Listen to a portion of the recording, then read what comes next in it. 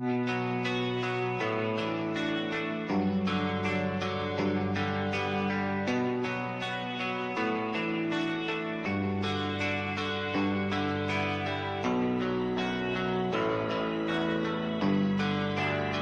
you feeling? How long have you been here? 3 months, May 17th. And what brought you here? That's difficult to answer.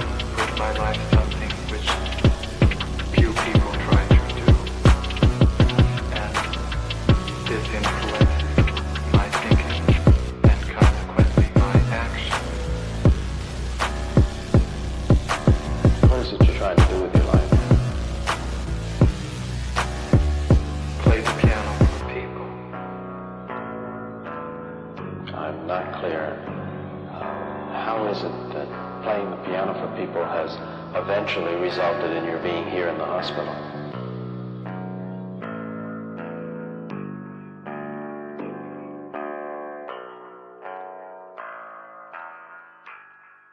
That's difficult to answer.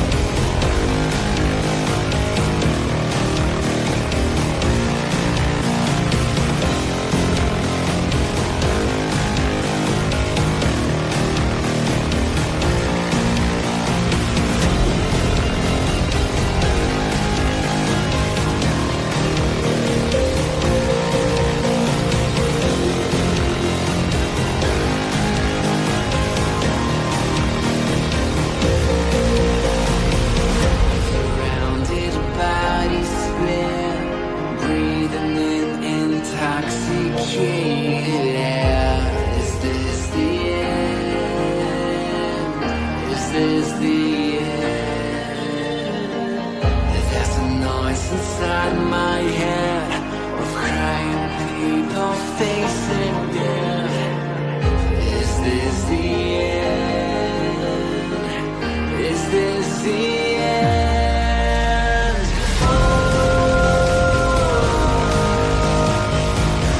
I'm burning in the stone.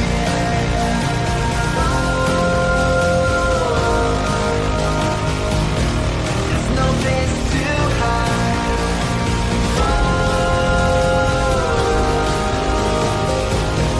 I'm burning in the stone.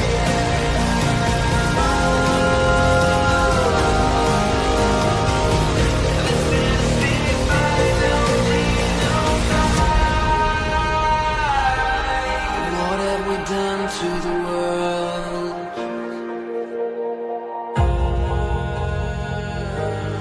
What have we done to the world?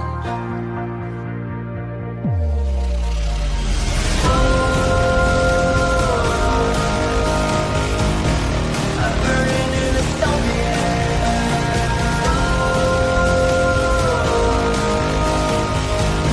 There's no place to hide.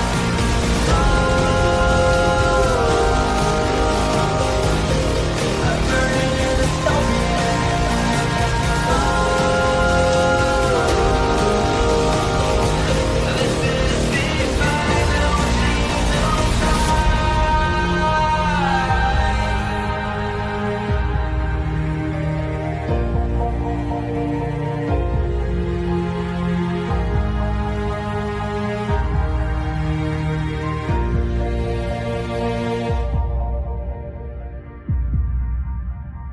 is the final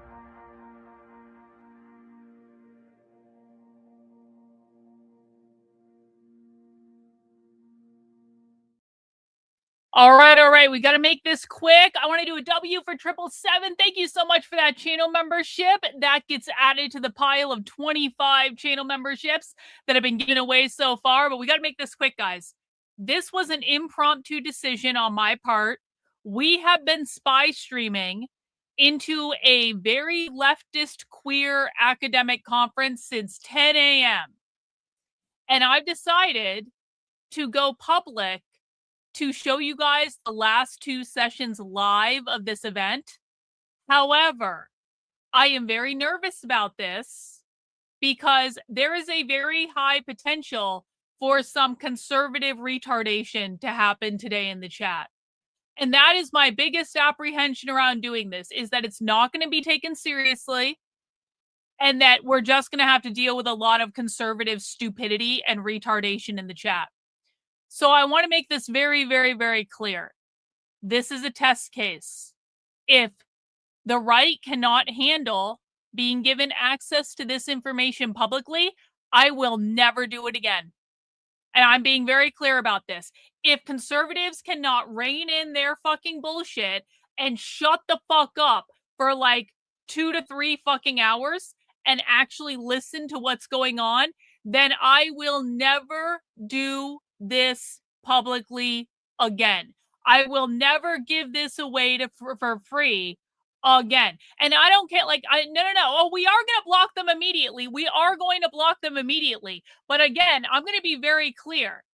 My inclination to ever show you guys this publicly again is going to be drastically diminished if there is conservative retardation and bullshit in the chat. And yes, we can ban them, and yes, we can remove them. But the point is, it shouldn't be happening in the fucking first place. The left is able to organize these massive fucking conferences where they're planning all their shit in public. Conservatives can't even rein in their fucking feelings and shut the fuck up and listen. So, without further ado, let's get into the session that we're watching next. Hang on. Recording in progress. This is a live event that is happening at the City University of New York. We are going to be watching a panel that is called Class, Queerness, and Desire. So this is going to be a good one. And then after this one, we are going to be watching another presentation hosted at the University of Toronto and being live streamed into the City University of New York. And that presentation is going to be called Sing Ourselves Cherished, Confronting Capitalism, Ableism, and Disposability. We are doing, this is advanced level queer Marxism. If you are new and you have never watched Queer Marxism with me, you might be very confused at what is being said. Ask questions in the chat. We'll do our best to answer them. No fucking retardation. No fucking Fed posting. If I see anything about pedophilia, you will be banned immediately, and I'm not fucking around about that. If I see any screaming about fucking pedos, you will be permanently banned from the chat immediately. Do not pass go. Do not collect $200. This is way fucking worse than you morons even understand. Most people here are smart, but I'm speaking to the people who inevitably are going to fuck shit up. Thank you, old sub, for those 5 gifted channel memberships. W's, old sub. Really appreciate you, bro. We need to rein in the retardation today. No one else is going to show you this. And if people come in and try to disrupt what I'm doing because they can't rein in their fucking feelings, I will never do it again. I will do it beyond the paywall forevermore. So, everyone has been warned. No fucking debunking, no mocking, no coming in and saying they're all Soros funded and they don't have jobs and this is narcissistic. None. Nothing. I want to hear no conservative retardation in the chat today. This works for you, If you don't have something like productive to say or a good faith question to ask, your job is literally to shut the fuck up and listen. This is a shut the fuck up day. Questions are allowed. Intelligent comments are allowed. Retardation is not. And I've been streaming this shit since 10 a.m. Do not fucking test me today.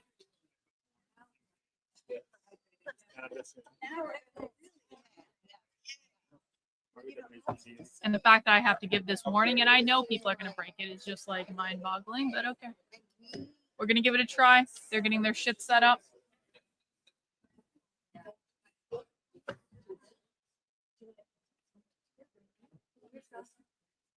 This is a taxpayer-funded event at a taxpayer-funded university. Yeah, and if you guys want to throw in some class dues or some channel memberships, we will be spy streaming this shit all day tomorrow too. So if you're intrigued by what you see today on this public spy stream, consider getting a channel membership. Consider joining us tomorrow. Tomorrow will be a supporter exclusive again, just like we're doing today. Except I'm opening this up so that people can actually see what we're talking about, so that you guys actually maybe listen.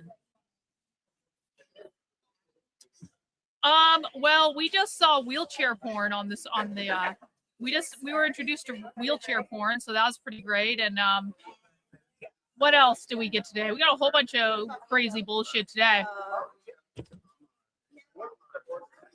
Oh yeah, the bathhouses are outside of capitalism. We got a whole presentation on how to cruise for public sex. That was great. That was awesome. Hey, Tolkien fan, thanks so much for the channel membership. W's to Tolkien fan. You rock, bro. Yeah, we got a whole presentation on how to not just on how to cruise for public sex, how trannies cruise for public sex. If you're a trans person, we now know how to cruise for public sex and all of the problems that gentrification had brought, and how capitalism oppressed the porn industry, and capitalism is responsible for closing the porn movie theaters where everyone had public sex before. And so now the trannies have nowhere else to go. And then they said that the young mothers were patrolling the parks, so they couldn't have public sex in the parks anymore. And yeah. I'm waiting for the perfect moment. Taxpayer funded. Is the perfect moment now? Yes, the perfect moment is now. Get the fuck started. All right. Yeah, I'm gonna stop. Hi, talking everyone. now. Only intelligent things in the Hi. chat. I'm Margot Weiss. I'm an associate professor of American Studies and Anthropology and director of Queer Studies at Wesleyan University. And with Debanush Dasgupta, who's an associate professor of feminist studies at UC Santa Barbara, I put together this roundtable to honor and celebrate Amber Hollibaugh's crucial analysis of how, as she put it, queer issues are class issues.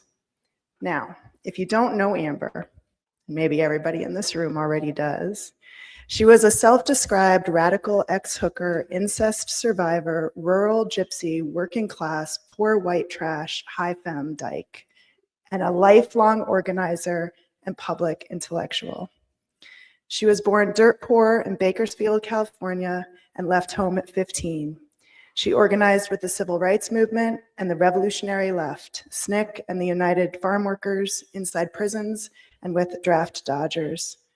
Her political CV touches on every major social movement since the 60s: gay liberation, women's liberation, HIV/AIDS, and LGBT elders.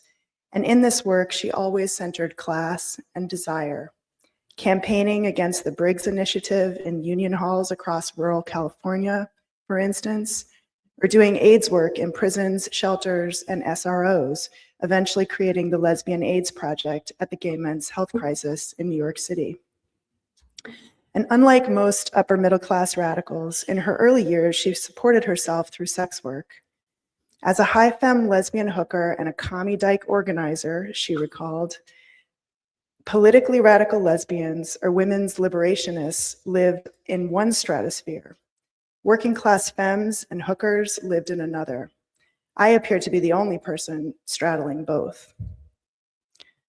Although I had met Amber before and had been inspired by her written work when I first read What We're Rolling Around in Bed With in college, a very long time ago, I truly got to know her the day I walked into Queers for Economic Justice's Chelsea office to volunteer. Amber was one of QEJ's co-founders and its last executive director, and I was lucky to work with her during QEJ's final 2 years of operation. Amber and QEJ are at the center of a book I'm writing now about pedagogy and desire in queer left activism in the long 2000s, and I am extraordinarily lucky to have been able to learn from and collaborate with her. I am grateful for that daily education in how queer issues are always class issues, and why sex politics must center poor people, and most of all, in that desire, both political and erotic, is an essential component of liberation. So today's roundtable, for me, honors what is both a political and an intellectual debt to Amber. Amber was the first person in her family to graduate from high school, and she never lost the sense that academia, or the world of ideas, was not meant for her. The left was my college, she once said. I took that Marxism and class politics into the women's movement, into the queer movement, into the AIDS movement. And although Amber is influential among activists and celebrated among a certain set of us academics, she has not, at least in my reading, received her due as a theorist of desire and erotics. Queer studies, we hear again and again, ignores class. Marxist analysis is all but absent from queer theory. But this, of course, is just one genealogy, and one that screens out the contributions Amber and other activists and public intellectuals have made to a different kind of queer class studies. This roundtable features an all-star lineup of some of Amber's fellow travelers and colleagues, gathered to celebrate Amber's insights and consider her lasting legacy. Panelists were each invited to share a brief comment about how Amber's work inspired their own or intersects with their own. Amber's political work began in the 60s. She made major left interventions in the feminist sex wars, the homonormative 90s, and the queer multicultural neoliberal 2000s. Perhaps collectively, we can consider what Amber's work teaches us now as US neoliberal multiculturalism tips into fascist authoritarianism. So first up, we'll hear from Lisa Dugan, a journalist, activist, and professor emeritus of Social and Cultural Analysis at New York University. And next, Janet R. Jacobson, Claire Professor and Chair of Women, Gender, and Sexuality Studies at Barnard College, Columbia University. Martin F. Manalansan IV, Professor of Women, Gender, and Sexuality Studies at Rutgers University, is next, followed by Leah Lakshmi Piepsna Samarasinghe, a non-binary femme disabled writer, disability and transformative justice cultural worker, and notorious hot bitch. Juana Maria Rodriguez, Professor of Ethnic Studies and Performance Studies at UC Berkeley, will follow Leah. And then Beck Jordan Young, a class migrant who directs the Barnard Center for Research on Women and is Ann Whitney Olin Professor of WGSS at Barnard College. And these are, of course, extremely abbreviated bios. We're told just to read like the top line of the bio for such luminaries. So please look at their full bios to read about their accomplishments. And then we'll end with a few framing thoughts from Debanush, who will also take us into Q&A. So thanks so much for being here with us today. And Lisa, do you want to kick us off?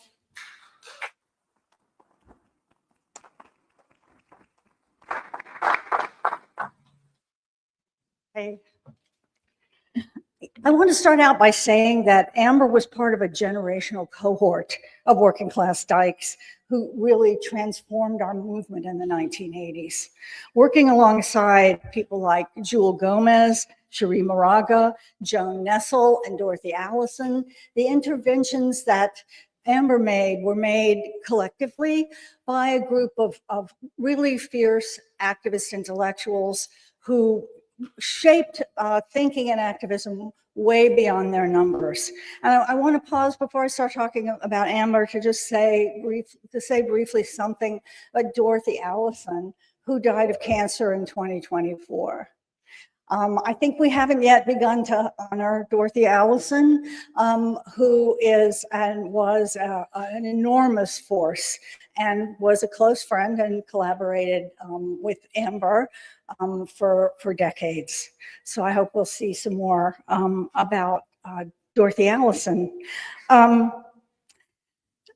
These writer and activists connected race, class, gender, sexuality, disability, age, and other social formations in viscerally compelling ways, arguing for and bringing in the everyday life of class into all these overlapping social movements, bringing them all into all of our spaces and organizations.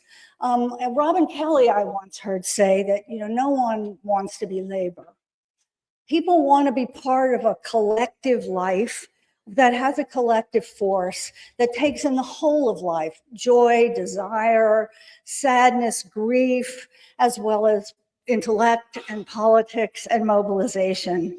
And Amber really understood that and was a catalyst for bringing that kind of force into politics. I worked with Amber for over 4 decades through a series of different movements. She was a writer, filmmaker, organizer, but she was especially a mesmerizing speaker, kind of a killer speaker. It's you'd never want to follow Amber Hollibaugh. And the other thing, when she spoke and when she wrote and organized, she didn't treat class as an identity, as so many of us so often do. Think of a working class as an identity alongside of all of these other identities. Amber treated class as a dynamic set of relations and perspectives. And she brought it in as a way of rethinking the world and reshaping politics and ways of thinking about history, not just invoking inclusion on an identity basis. Here are some of the examples of the ways that I worked with Amber over time. I met her in 1979 at the Gay Socialist Salon up on the Upper West Side when she stomped in a pair of combat boots, otherwise high femme from the neck up and really combat dyke from the neck down, where she was talking about the kind of face-to-face organizing she did for the Briggs Initiative in California. The power of that kind of face-to-face organizing, I think, is something the Mamdani campaign also showed us with 100,000 volunteers. The importance of really speaking to people, being visibly present. One of the most intense periods during which I worked with Amber was during the 1980s sex wars and the notorious 1982 Barnard Conference. This set of relations was in which all of this entire cohort of working class dykes that I'm invoking were very present and active. Often the story is told as if they were not the key interventions in the sex wars. It was a key moment of transformation in which the working class dyke cohort and others came under actually ferocious attack for their take on sex work, explicit media, and sexual practices outside of the respectable norm. Very intense period in which Amber, as well as her comrades, were actually deeply hurt and had to fight a lot of attacks and pain that came from other feminists. It left its mark on the psyche, I think, of that entire cohort, who were often very personally attacked, as they were at the 1982 Barnard Conference. In 1990s, Amber moved on to work in HIV/AIDS. And as Margot said, she founded a lesbian AIDS project at GMHC. She worked at the Howard Brown Health Center, where she focused on lesbians, especially sex workers and injection drug users. During that time period, she made an award-winning film, 1984's The Heart of the Matter. And then she went on to write her amazing, evocative memoir, My Dangerous Desires, a queer girl dreaming her way home in 2000, where she spoke about this book and with people about this book all over the country. I saw her many times at various events, but I also want to single out an essay that partly came out of that book that has also had a really profound impact and that treats class in the way I was saying. It's called Queers Without Money. And it was published in the Village Voice in 2001. The Baffler reprinted it recently at 2022. And it really encapsulates the way Amber invoked the everyday life, the full spectrum of life experience that comes from a working class perspective, and not just making an argument about inclusion. In 2011, 2012, actually during that whole period, I worked with Amber in Queers for Economic Justice. And we published a little ebook in the Scholar and the Feminist Online, which I think Janet and Beck may have something to say, talk about. In the New Queer Agenda, Amber's intervention with all of us was to make the argument that all issues that affect queer people are queer issues, and not just the issues that affect only queer people. For instance, the majority of working queer people cared more about immigration, police violence and incarceration, retirement income, child care, and other issues than about marriage equality. And in fact, she helped us, a group of us who put out a statement called Beyond Marriage with a large group of signers during that period. The last time I really went on a personal trip event with Amber, we went to a conference in Hong Kong in 2013. And it was an international conference. It was incredibly stimulating. But then Amber went off to mainland China to meet with sex workers trying to organize in mainland China. An incredibly difficult and not entirely legally permitted thing to have done. She went on after then to do her work at BCRW, working in survival economics and other projects there, which other speakers will talk about. But I really want to conclude with a quote that was pulled in a recent issue of Pinko. And they were publishing the transcript of the speech that Amber gave at the kind of mass crowd that gathered in San Francisco after the murder of Harvey Milk. And the quote is, "There is no human hope without the promise of ecstasy."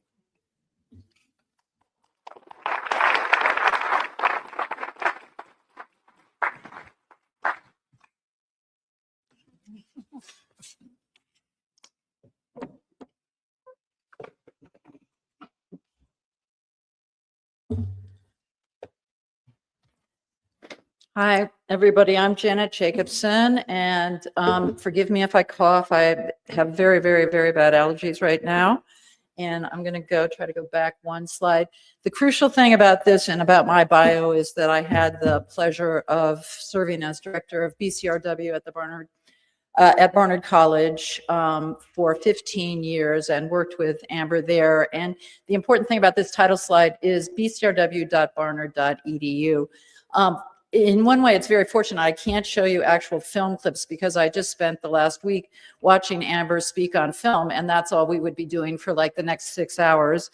But I do encourage you to spend at least 6, if not more, hours of your time watching Amber at the BCRW. So this is Amber Hollibaugh. This is one of my favorite pictures of her. But one of the crucial points for today is that I actually did not meet Amber at Barnard, even though she was involved with the BCRW since the early 80s, long before I arrived. I met her instead at CLAGS. And so this is the Amber Hollibaugh Seminars in the City, sponsored by CLAGS. It's one of the great I don't know what to say, the gifts that Amber gave us, which is that when she left us, we were able to produce something in her honor through CLAGS, and the important place that CLAGS was for her. And so basically my whole talk is an ad for the Amber Hollibaugh Seminars in the City. But these stories of meeting are important. And so I want to go back and tell you the actual story. This is how it goes. Before I moved to New York, I was visiting my good friend Ann Pellegrini, who I often write with, who happened to be the chair of the CLAGS board at the time. And since there was a meeting and I was in town, Ann asked me if I wanted to come along. Yes, I am a nerd, so of course, when visiting New York, what else would I do besides go to a meeting? Nonetheless, it turned out to be one of the most important events of my life, which was that Amber was on the board at that time. And in conversation that day, there were clearly some key points on which our sensibilities converged. First, femme fabulousness. I was never a high femme, certainly not someone who could aspire to Amber's heights. So no lipstick for me, but nonetheless, short skirts, often see-through shirts, some high heels. Amber later in life always wore tennis shoes, so I too have had to follow her down that road. I've followed her down many roads. This was a revelation to me in terms of the ability to be in certain academic spaces and carry on a high femme life. Second, the whole system has got to go. When I was a young organizer, I was doing anti-apartheid work in Washington, D.C., and I was quoted in a magazine which was called U.S. News and World Report, or as we called it, U.S. News and World Distort. But I did say what I thought was obvious at the time, which is that the whole system that supported apartheid, meaning capitalism, has to go. Apparently, this is still not obvious, neither the point about capitalism nor the point about apartheid.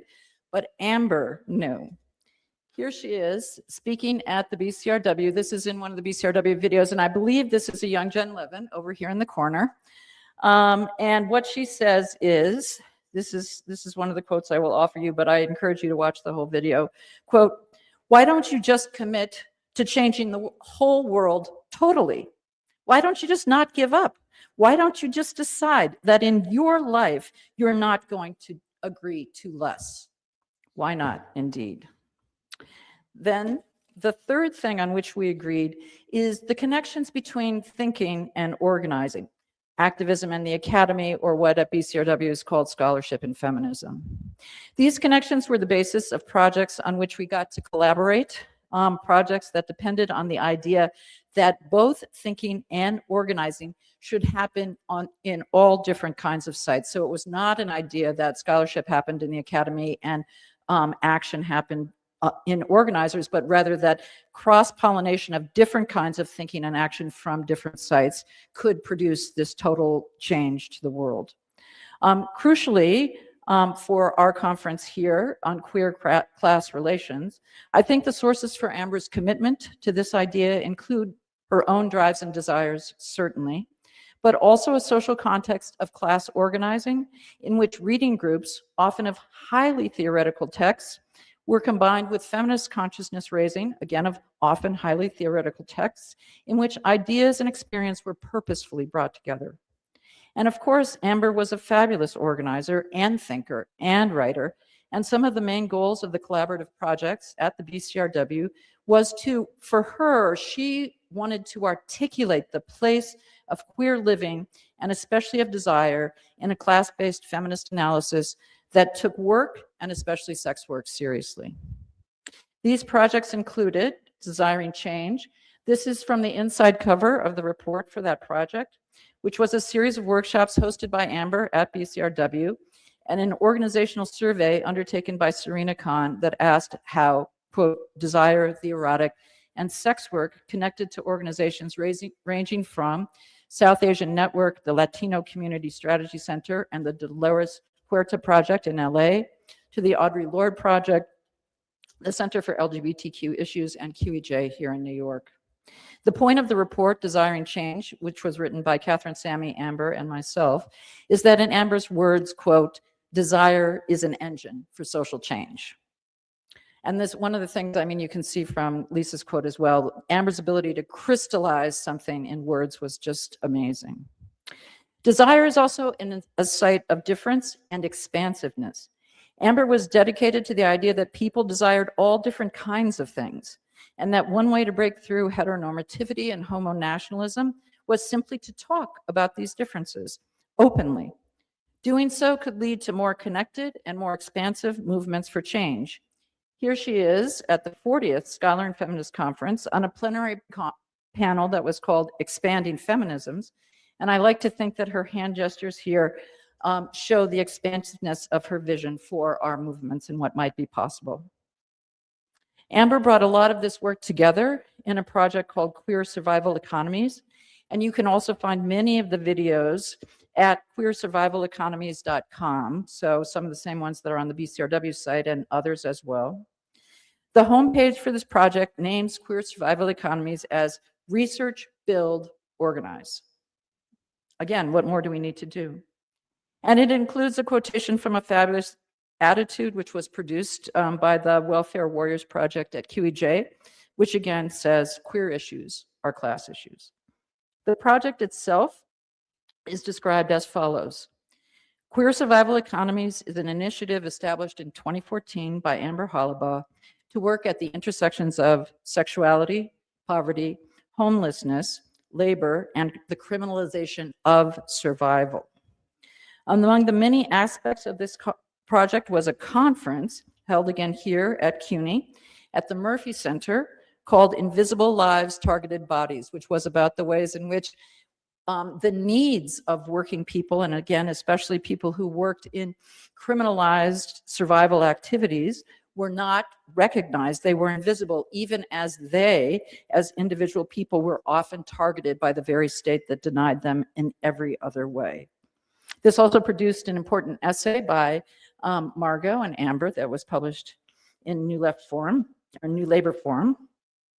If queer issues are class issues, this conference argued that we could learn from a focus on excluded workers, those cut out of labor protections, out of legal employment, including, of course, sex workers, and now we could say out of labor entirely, or even out of the US in the midst of this contemporary program of mass deportation. The last project that I'll share with you, and there's a lot more, again, I encourage you to go to the BCRW website, was truly prescient and is like Desiring Change. This is from BCRW's New Feminist Solutions series, and it is a report, once again, crystallizing the point in its very title. immigrants and refugees are welcome here.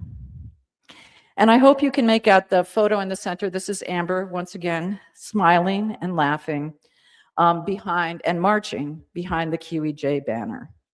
So as you can see, we have much to learn from Amber Hollibaugh, and I encourage you to participate in, and if you can, contribute to Amber Hollibaugh seminars in the city. In other words, I would be failing her if I did not take this as an organizing opportunity.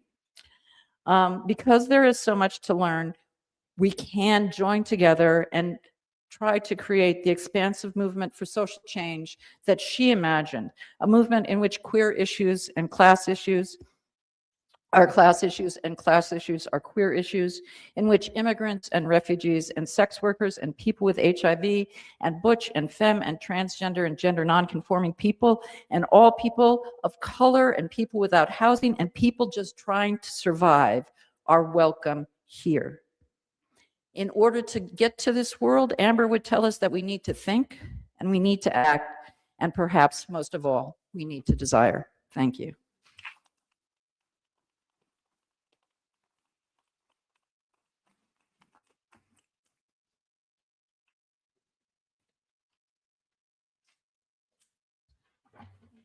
I'm Martin Manalansan, and I'd like to thank Margot and Debanush for gathering us together. A wonderful table of people I've known for a long time and I've admired, and also an opportunity to travel back to the 1990s, what my Gen Z students would call ancient history.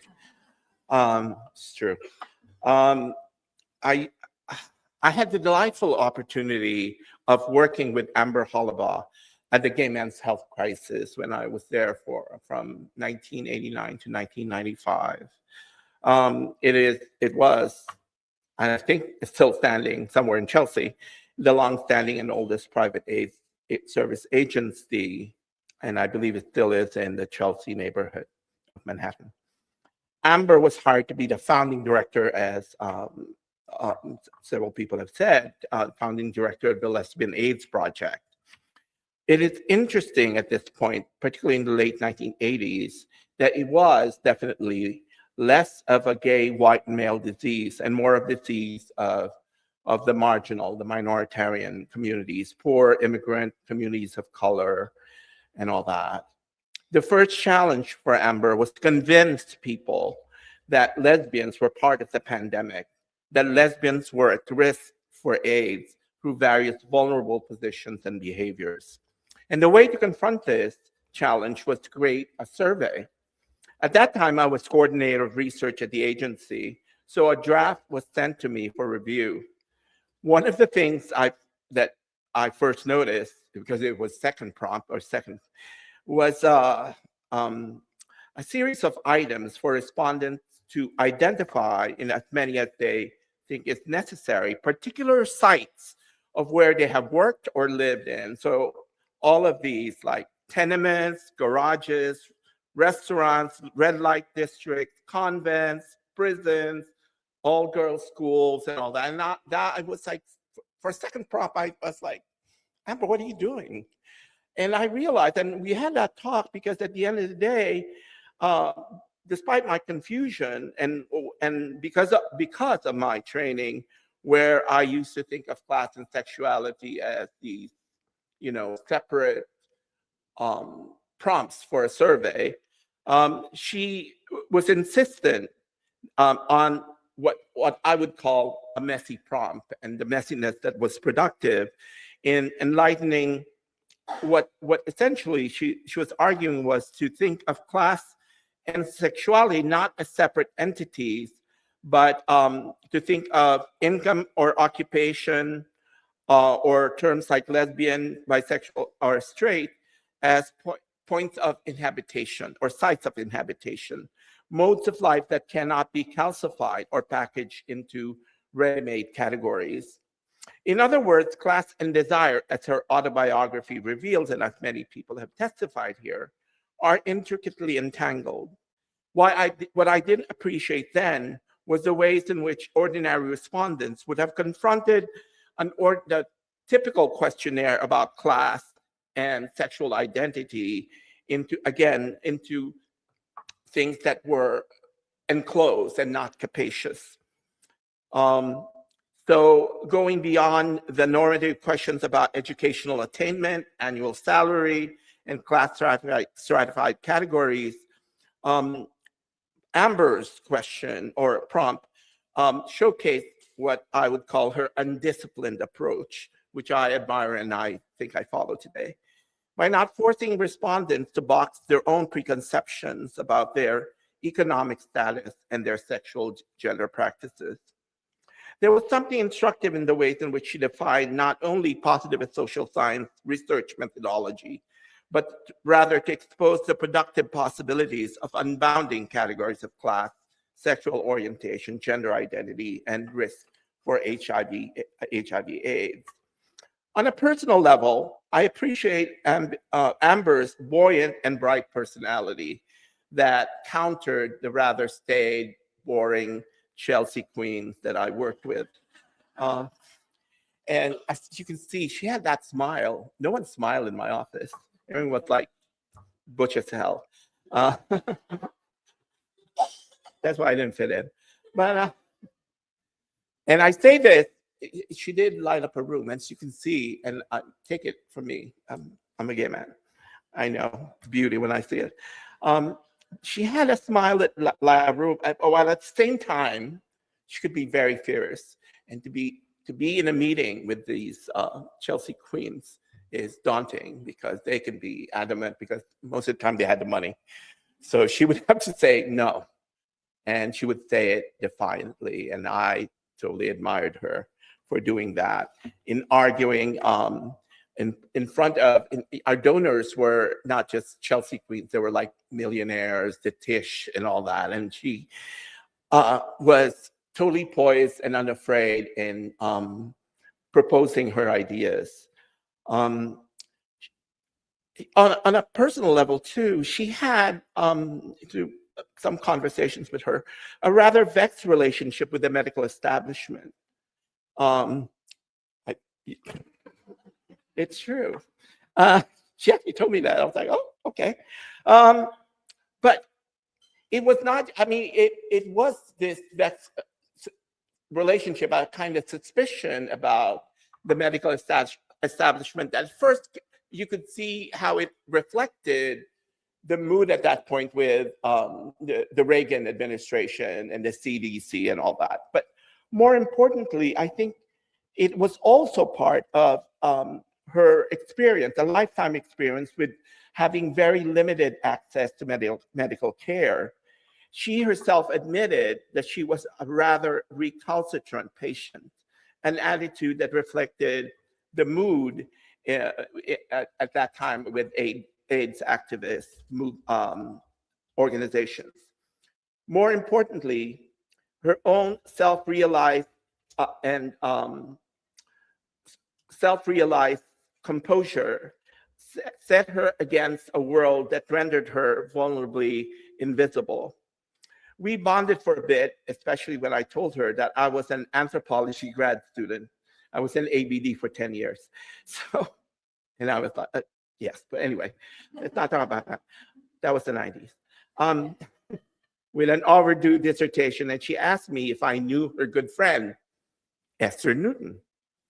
I was excited to tell her that Esther was not only my informal mentor, since my own dissertation advisor did not think much about my topic of study, Filipino gay immigrants in New York City, but Esther's mother camp and her gentle guidance convinced me that a life as a queer anthropologist was indeed possible. So these intersections of people, friends of friends, are fascinating parts of our lives. By the time I finished my dissertation and began my professional career in the prairies of the Midwest, we lost touch until we met again at Esther Newton's Kessler lecture here at Clyde. It was nice to see her again. And this roundtable compelled me to deeply appreciate Amber's enriching presence and legacy, not only in terms of my own personal and professional experience, but I think for so many of us here. Thank you.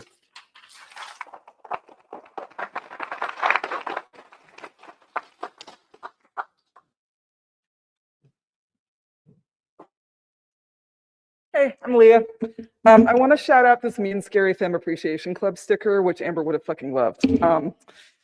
And I'm just going to give a potpourri of stories about Amber. One of the first things I think of was we were at a convening of, one of the first convenings of queer and trans, Black and brown organizations in Minnesota in like 2008.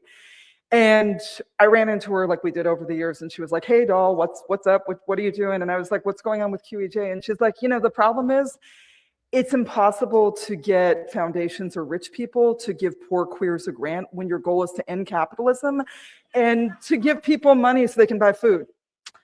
And I know people are laughing at recognition, but she was like, "It's really not funny. Like, we're not trying to be a social service organization. We're trying to build poor queer power," right? I met Amber when I was 21 years old in 1996. I had been a part of HIV/AIDS work since I was 16 because the people that I was in love with and fucking were other young queer and trans kids who were trading sex for money and shooting drugs and living in a Rust Belt city or cities. And she always likes to tell the story that she was like, "Yeah, you walked into the lap office in a tiny slip and big boots and said you were sick of dealing with white gay men." And she was like, okay, doll. You're hired, you're my intern, go to 5 different subway stations and get all the tokens because the ladies from Rikers who don't call themselves lesbians but really love their girlfriends are coming over for the social on the roof, so we're going to give them tokens and dental dams even though they really don't want dental dams. And that's not just a cute anecdote. Like, I really want to lift up Amber's specific femme organizing strategies and genius. Throughout her career as a writer and an organizer, I think a lot of people really identify and pull out the ways in which she wrote really beautifully about her attractions and relationships to butch and masculine of center people, and that's super real. But for me, she was also a femme's femme. Like, she looked out for other working class and poor femmes. And that didn't mean this kind of simple, like, "Oh, I love you, you're great." Like, she kicked our asses. Like, she really did in ways that we needed. She got me the second paid serious writer gig I ever got. And she looked at me as somebody else who was a mixed race, working class. Like, I was on a scholarship to NYU, I was fucking it up. Like survivor femme who a lot of people were looking at as just some dumb slut who was not to be taken seriously. And she knew what it was like to be an absolutely brilliant working class genius and to be seen as a dumb slut who wasn't going to be taken seriously. And she was like, "You know what? Like, actually, let's do some work together. I believe in you." And that's a working class femme organizing tactic. I have like 15 things to say in 8 minutes, so let's see how far we go. I don't know that Amber ever identified as disabled. Later on in our relationship, like, I was always trying to jump her into disability justice, and I was like, "There's this thing, come on." And also, so many of us who are disability justice organizers and writers and people really have so much compassion for how many of our people are like, the D word is not worth it for me. Like, that's whiteness, that's stigma, that's, what do you mean claim this thing? Like, I don't know. But I see in disability justice organizing, before and after that word was coined, a real reaching towards those of us who have been told that we are too stupid, too slutty, and too inconsequential to matter, that we get to be the clients, we don't get to be the organizers and the leaders, and saying, "No, actually, you get to be the leaders because of your marginalization." Amber did that all the time in her mentorship, every single day, and I'm going to be grateful for it for the rest of my life. I think that before 2010's more visible resurgence of femme community, she was so on point in trying to develop rigorous intergenerational femme mentorship. I'm going to be 51 on Tuesday. That's how old she was when I met her 30 years ago.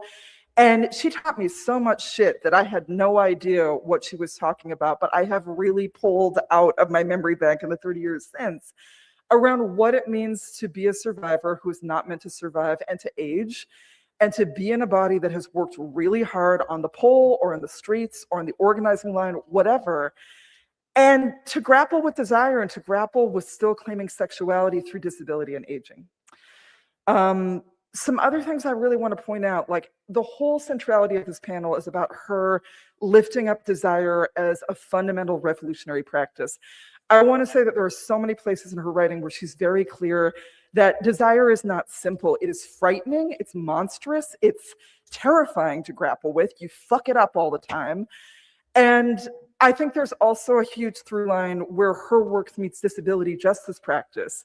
I don't know if they ever met, but another incredible femme organizer who died last year, the great Patricia Byrne, who, you know, is the thought leader who invented all of disability justice in large part. Patty talked all the time about like what it means to be in a body that's seen as monstrous, ugly, a defect, a sin, something to be destroyed.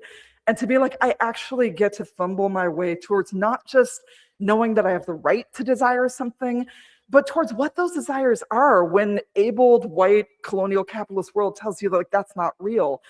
Amber was really clear that desire is not just like, oh yeah, it's a self-care day, that it's terrifying to go after what you want and to keep going after it as it changes.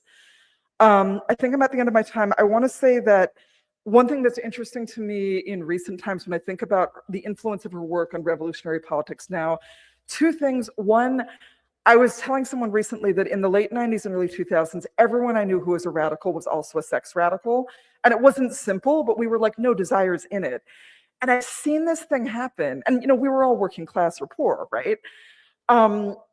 The dynamic that was there then was that like the middle class and upper middle class queers would kind of look down on us like, oh, you know, you're these like slutty, weird, whatever, street involved, nasty, trash people. But we still got to have desire in the mix in a different way.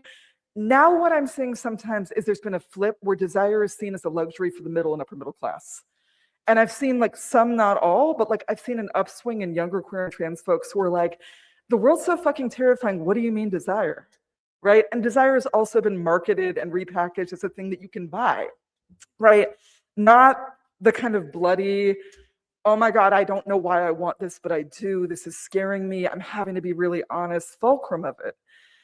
So I think a lot about in this moment where scraps are seen as luxuries, the importance and the difficulty of figuring out practices where we can figure out what we really fucking want.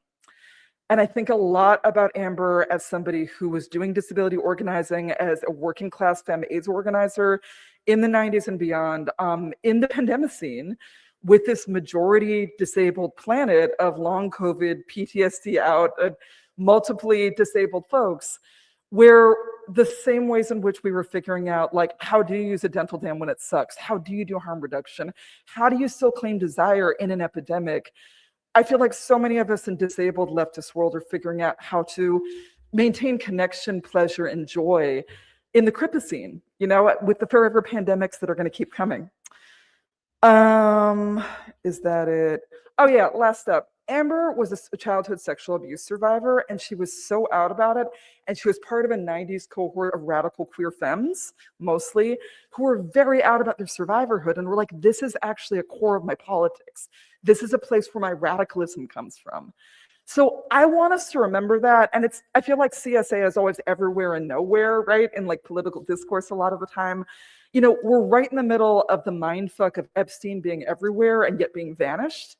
And Amber was very clear about her experience of surviving childhood sexual abuse had radicalized her, had shown her what power and oppression looks like, has shown her like what it means to fight your way back to your body.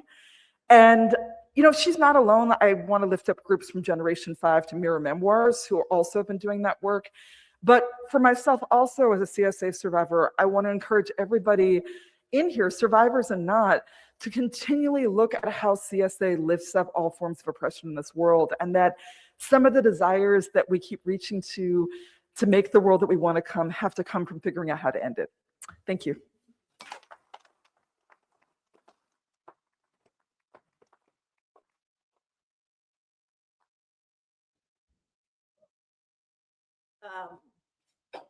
I am so jealous. I think I might be the only person on this panel that never had the pleasure of meeting Amber. But as a working class Latina femme, as an academic, the influence of her work really permeates everything I do. Her willingness to talk about kink, sex work, desire made so much of what I do possible. I came of age sexually and politically in Hartford, Connecticut. And before I ever stepped into a college campus, I was a sexually active teenager. I had thankfully already experimented with BDSM and public sex and play parties, which we just called orgies, pornography, fisting, sex toys, daddy play. And I knew and I had partied with sex workers and folks who today would be called trans. In other words, I had this whole life, sexual life, before I ever encountered respectable lesbian sexuality, or what would later be called queer theory. Once I did make my way to college, I remember anxiously waiting in line to meet Audre Lorde, one of the only lesbians of color in print. And at her talk, she was kind of railing against butch femme dynamics. And yeah, that it was merely replicating everything wrong with heterosexuality. That really stung. This was a time when desiring butches was seen as evidence of internalized heterosexism, or worse, lingering bisexual attachments, which I still have. For the white middle-class lesbians who ran the show, lesbianism was more of a political stance than a statement of desire for a certain kind of sex and a certain way of asking and receiving it. So when I encountered the piece, What We're Rolling Around in Bed With, Sexual Silences and Feminism, the very famous essay between Shetty Moraga and Amber, I was shook. I mean, here were dykes openly discussing the kinds of sexual fantasies that had most of the upstanding white lesbians I was starting to meet sort of gulp in feminist horror. Rereading that piece now, it's really clear that Amber was the audacious one, a kind of top femme, if you will. And the archive sort of bears this out. In a 2007 interview, Moraga really admits to being very reluctant to do this, stating Amber was just very eager for a forum to talk about these very censored ideas, and with good reason, since the women's movement had been quite repressive in terms of discussions of actual sex. And in that piece, it's Amber who's really pushing hard on all the ways that our sexual fantasies fall outside the language of respectability.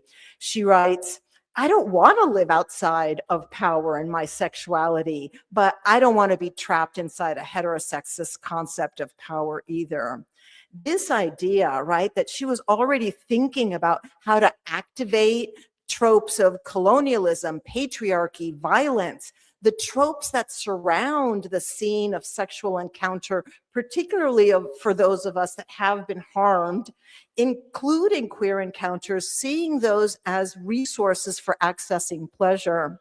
Amber was willing to go there to say what needed to be said.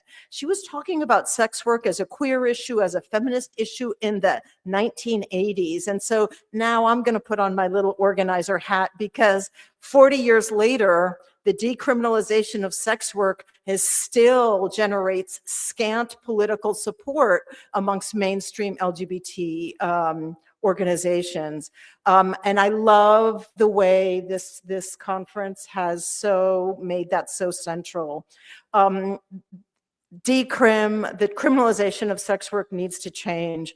Decriminalization is about the right to own your own sexual labor under capitalism. It's about bodily autonomy, an autonomy that's connected to our right to participate in BDSM, to abortion, to gender transition, to drug use, and to every other issue that involves the state legislating what you can do with your own body.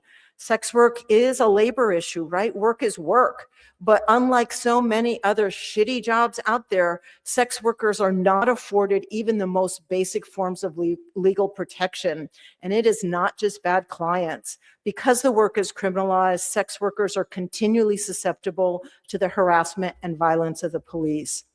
We know that female and trans femme sex workers, particularly those that are Black and brown and poor, are the ones surveilled and targeted the most. The criminalization of sex work is also connected to a host of other potential consequences that Amber care deeply about. Not only can you be arrested for doing your job, you can be denied housing, employment, citizenship, custody of your kids, or state benefits. You can have your bank account seized, your social media account shut down if you're even suspected of engaging in illegal activity. Sex workers have always been the canaries in the coal mine for a wide range of legal assaults. The kind of shadow bans and seizing of bank accounts that have been leveled against pro-Palestinian activists were all first leveled against sex workers, and nobody paid attention. As more and more activist groups are labeled Antifa, we're all domestic terrorists now, we can expect to see more of these actions accelerated. Moreover, as educators, we know that our students are engaged in sex work in ways that have long-term consequences, particularly in a moment when our digital rights to privacy are shared with state operatives or sold to the highest bidder. But sex work is also a care issue. For those of us that value sexual touch and perverse pleasures, I think addressing the stigma around sex work is also about addressing the stigma of those willing to pay the price for someone else's sexual labor. What might it mean to imagine that sexual touch might be something that those of us that are female or femme might also negotiate for, that those poorly equipped to navigate sex in the marketplace of normative desirability might also have a right to access? As a community, queers have long relied on our ability to negotiate the terms of our sexual and affective relationships outside of the structures of romance and monogamy and monogamous marriage. These are skills we learned from kink and sex worker communities, and it's time we thought critically and thoughtfully about the ethical exchange of sexual labor. What would that look like?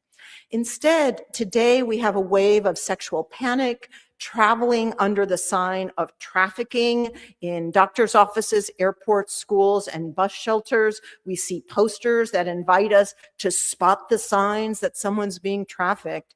At the DHS website, they'll tell you that those signs include avoiding eye contact or social interactions with authority figures or law enforcement, lacking official documentation, appearing destitute, poor, or lacking personal possessions, or my favorite, references to daddy, which they equate with street slang for pimps.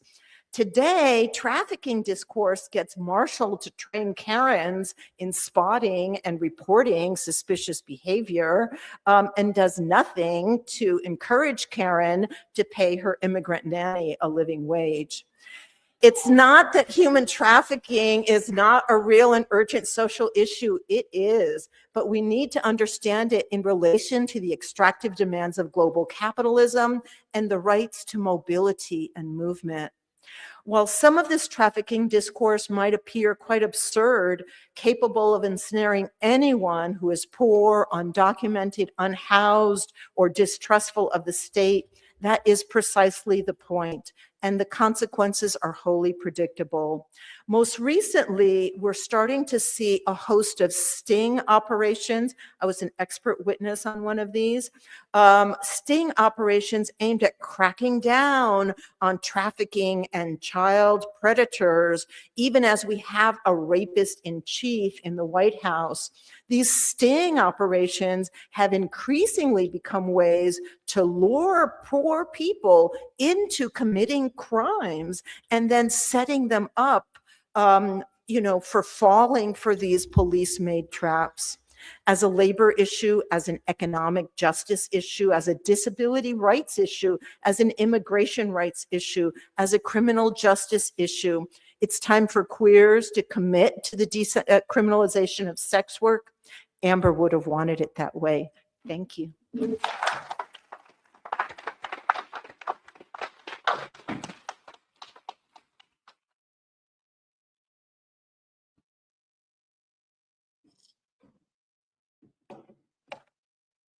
Oh no, I have all of these new ideas. What shall I do? I love that we're here in conversation and love with Amber. I first saw Amber at an organizing meeting for a big civil disobedience action we did after, it was at the Supreme Court after the Bowers versus Hardwick decision. And that was in, I guess our meeting and our action was in 1987 because that decision was 86. But I first truly met and talked with Amber about a week later when we were both in jail after being arrested at that action. So, and the arrest of Amber as part of our affinity group is on the cover of My Dangerous Desires. I'm just outside the frame, and that's just one of many times when there's lots of photographic evidence of events I was part of, but virtually none that I was there. So that's, I won't go more into that today, but that's an interesting phenomenon. Amber and I talked about solidarity, lust, visibility, incest, memory, and of course, class. We spent about 6 hours straight just pouring words into each other and gobbling them up. Decades later, I created an apartment in my house for Amber and Jen when Amber was becoming increasingly disabled, and we wanted so much for our house to become the radical left queer pervert feminist commune of our dreams. COVID and disability blocked that dream, but I loved that in her last years, Amber had a secure home with a garden where she loved to sit and very, very laconically pick weeds. I want to pick up on an argument that Amber and I had over our almost 30 years of friendship about social construction and desire. This is an old school argument. Nobody really talks about social construction in those terms anymore, but that's how we talked about it when it began. And here's the gist. When we met, Amber immediately said, "Oh, you're a working class femme." And I said, "I don't know if I want to be a femme." And she kind of dropped her jaw in mocking disbelief and said something like, "Oh, really?" I'm telling you, I can see her sitting in our beloved NoHo Star later, in one of the later iterations of this argument, and probably over the so-called Indian pudding, definitely not over ice cream, which she didn't eat because you can't eat ice cream with lousy, painful working class teeth. And she just really, I knew why she was skeptical of my skepticism. She was always poking around, probing to see if there might be some vestige of 1980s, 1970s even, feminist purity politics behind it, a demand to discipline my own desires and self-image into an androgynous refusal of femininity. And I'm going to actually go somewhere else here. Amber and I had a bunch of core things in common that shaped our desires and experiences of our own bodies. Working class, female-bodied, we both experienced sexual abuse within our families as children, love and desire masculine presenting, or in my case, sometimes androgynous women, and enjoy some of the very things that our culture tells us we are supposed to, indeed must enjoy. Pretty clothes, makeup, looking sexy, being feminine. But there's very little that pisses me off more than being told to do something that I'm already doing. So when I realized quite early on how much everyone was telling me to be feminine, I became very upset by that and frustrated. Amber just wanted me to put that aside and stop questioning myself, to accept that my desires are my desires, even though, of course, all of our desires are shaped by the world that we're in, the language and categories we have, the idiosyncratic matchup between our own body kinetics and morphologies and the norms we're supposed to reach for. Amber just wanted me to relax. I balked. You know, we spent a lot of time talking about the nature of memory and desire, especially the relationship of those things to our class position and experiences as incest survivors. We talked about the practical day-to-day work of reconciling tension between honoring and trusting people's own accounts of themselves, our own accounts of ourselves and our lives, when we're all shaped and distorted by fucked up ideological systems like racial capitalism, misogyny, heteronormativity, and predatory family systems. This is familiar territory to a lot of us, this attempt to honor the feminist ethical principle of taking people as the experts of our own lives, what we might call having epistemic authority. while also taking seriously that our own subjective experiences are filtered through all these distorting lenses. But I balked then and I still balk. And here's where this has taken me. Balking at just, relaxing and accepting those desires. I can remember a conversation also at NoHo Star when we first really talked about incest, about what it meant to be violated inside our families, to be not safe in our own homes, to have our femininity make us a target. And I remember worrying out loud about how this might have etched its way into my desire, wanting to be wanted in my family, to be valued and let in on secrets by my older brothers who were so smart and so interesting and people loved, and having that warped and turned against me, but also at the same time maybe internalizing that this was who I am. This is what made me valuable, attractive, desirable girl. Pushing against that as comfort, refusing to embrace it, and learning to trust my suspicion of ease as much as I trust my own desires, sometimes even more, was enabled by my long, drawn-out fight with Amber. She pushed me to articulate things that were at my edges, especially when we disagreed. And I pushed her. Amber, who had famously exclaimed at the Witch Homosexuality Conference with her then partner, Esther Newton, that people should, quote, deconstruct heterosexuality first, right? She was right about that, by the way, but she had to be dragged along a little bit when it meant leaving room for and returning relentlessly to deconstructing our own desires. So do I have another? Yeah, I have a couple of more minutes. Good. I want to talk, I want to pick up, I'm going to ditch most of what I wrote, but one more piece of what I wrote, and I want to pick up some things other people said.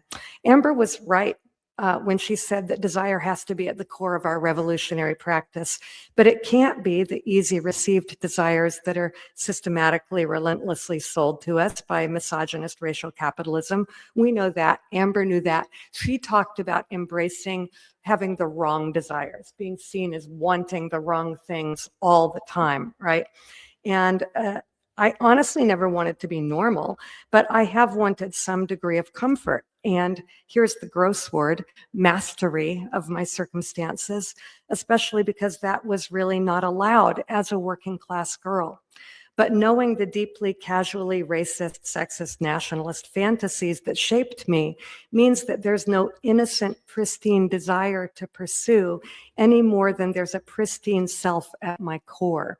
My desires are compromised because they are constructed in and through this mess. And I want to talk right now about how I wish so much that Amber were around to talk with about this whole Epstein insanity, in part because of the way in which people have reached over and over again for the word pedophile and want very much to spread who can get attached to that term, thinking that that's going to give us political purchase. So people are dying to have Trump tagged more as a pedophile and so on.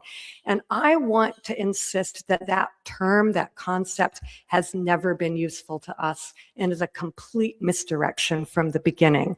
I don't have time to go into this, but I've spent many, many years looking at the scientific history of the creation of this diagnosis of pedophile and the way that from the very start, it was absolutely hermetically sealed from family sexual abuse.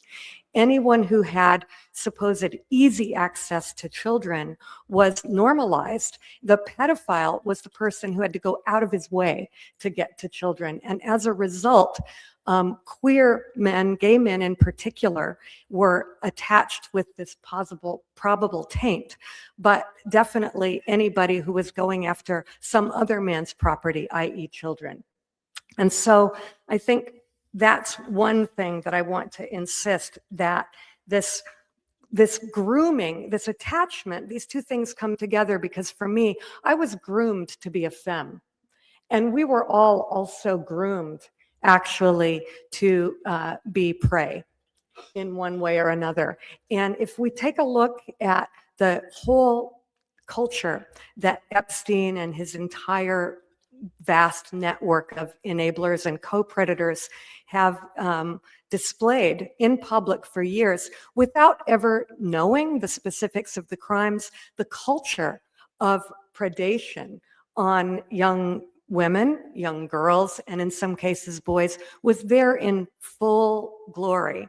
So I think that Karen, who is being invoked to please, turn in some girl who maybe was trafficked, mind you, you're looking at the girl, right, all the time. That's where the punitive control goes, and not being encouraged or taught how to actually pay her immigrant nanny a living wage. She's also not being encouraged to think about the predatory family systems. And in fact, now more than ever, we need an absolute revival of radical feminist critique and attacks on the family. We have to rework the family. The family is absolutely dangerous for so many people. We have to remake our own families in ways that are not dangerous. Amber and I had different feelings and strategies about that. It's always been very conflicted for me because I was both abused and deeply loved and cherished in that same family. And that creates this ugly tangle of desire that there's no such thing as unraveling that, right? The best we can do is like constantly learn how to remake ourselves and find ourselves partly through our own gaze, partly accepting that self-consciousness is the price in a way for liberation if you're conscious and you're a woman who already has, all those layers of gaze. So it turned into rambling thoughts, but that's because I want to be talking to Amber right now, and I kind of expect her to come back in, and I would love it so much. And so it's always even a delight to be invited to think about what those conversations have been and what they've meant. Thank you.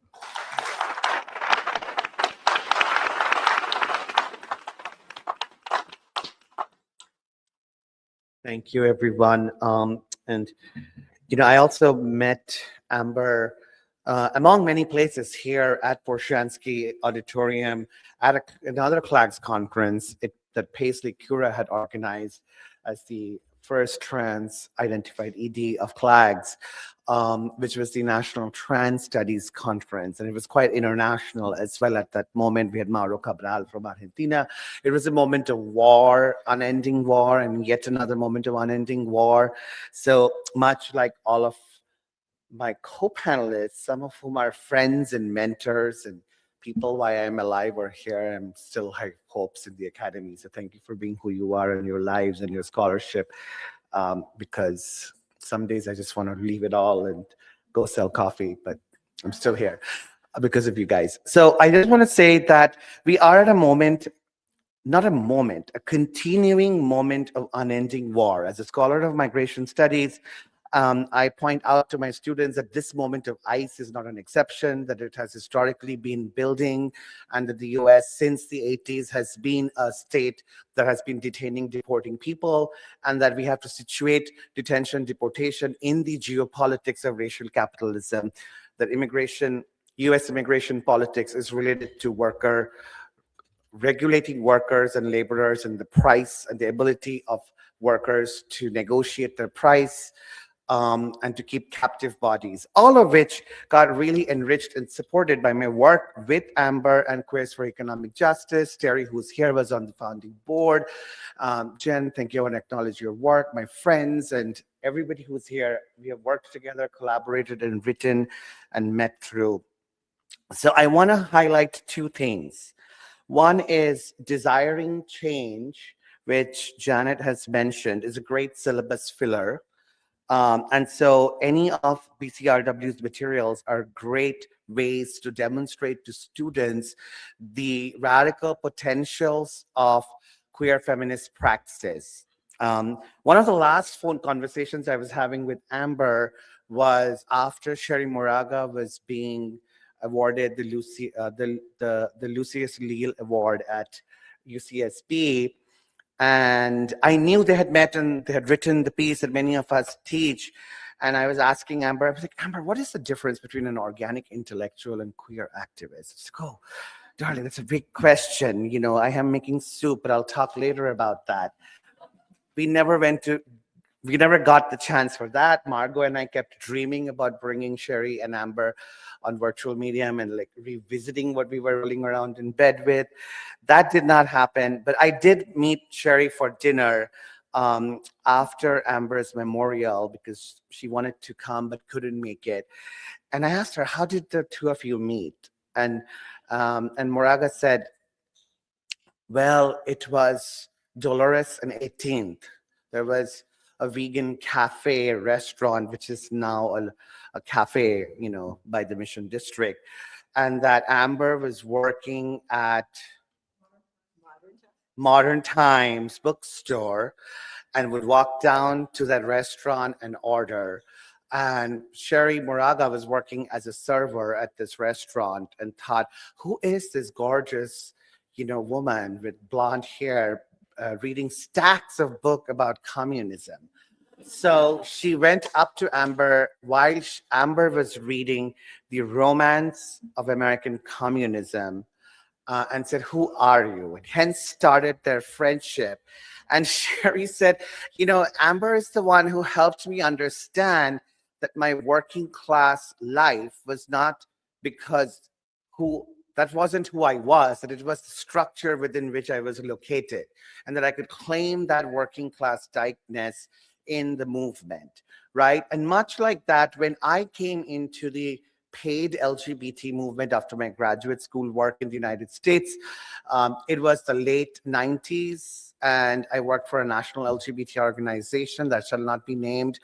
And I met Amber and I said, what is this movement? Because I come from Kolkata in the 90s and grew up in the 70s and the 80s. And I grew up reading Marx and Marxism and thinking about Lenin's international move, Solidarities for Workers' Struggle. And she said, girl, darling, yes, we have to talk, you know. And we talked and organized. And I really, when I teach Amber Hollibaugh now, and thank you, Beck, for bringing desire and the messiness of desire, I often think about how Amber lived materialist analysis of desire, right? And when I return to the archives of Amber, I often think about how and when to sort of resituate Marxist feminism, you know, radical lesbian politics, question of desire and the family, and racial capitalism, right? These are very big constructs that I want to leave with at a moment of unending war and the intensification of masculinist logic around war, and where the logic of war and capitalism has surpassed any forms of identity politics or recognition globally, right? It's not like any form of queer recognition can offer us justice at this moment.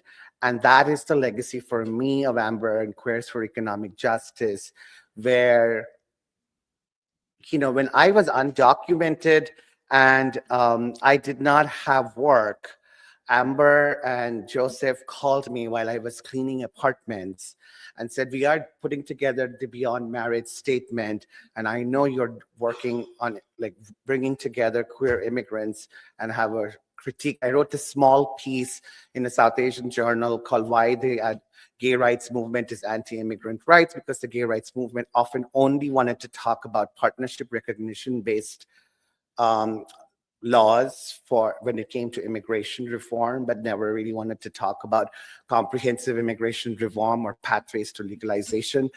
And I think Queers for Economic Justice gave space to all of us, immigrants of color, asylum, refugee seekers, to put together a statement, around the Beyond Marriage statement, which was about beyond immigration reform. And we challenged the immigrant rights movement and the queer rights movement to talk through. And Amber was my mentor and advocate for that kind of work, right? And today I think, what kind of work do I want to be an advocate for? Because around that time, she was probably my age. And today I want to think, what kinds of scholarly, activist, desire, creative work do I want to be mentor for, where I can put my body next to at yet another moment of intensification of family capitalism, right?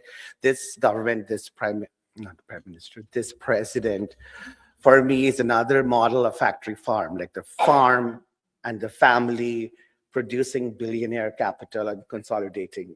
So at this moment, I think Amber and class and queerness is very important. So please do contribute to CLAGS and Amber Hollibaugh seminars in the city series, because CLAGS has always been committed to this intersection of public scholarship and keeping queer theory free for everybody. Thank you. So I think we're out of time, correct? Or do we have time for a few questions? 10 minutes we have? Do we have time? So I think, yeah. Do we have time? There's a keynote in here, Eli Claire, at 6 p.m. And it's 5:50, so probably you need a minute to start. Yeah, so what I could offer is, if you have questions, we will take it. Jen is here. We are all committed to working on a volume together, and the Amber Hollibaugh series will carve into that. So if you have a burning desire to ask a question, I will take copious notes of that question, and we will answer it in our scholarship and activism. Go for it.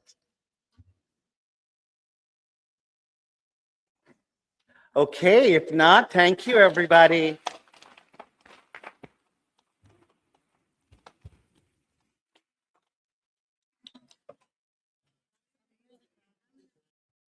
Oh, wait, we're not done yet. There's one more presentation.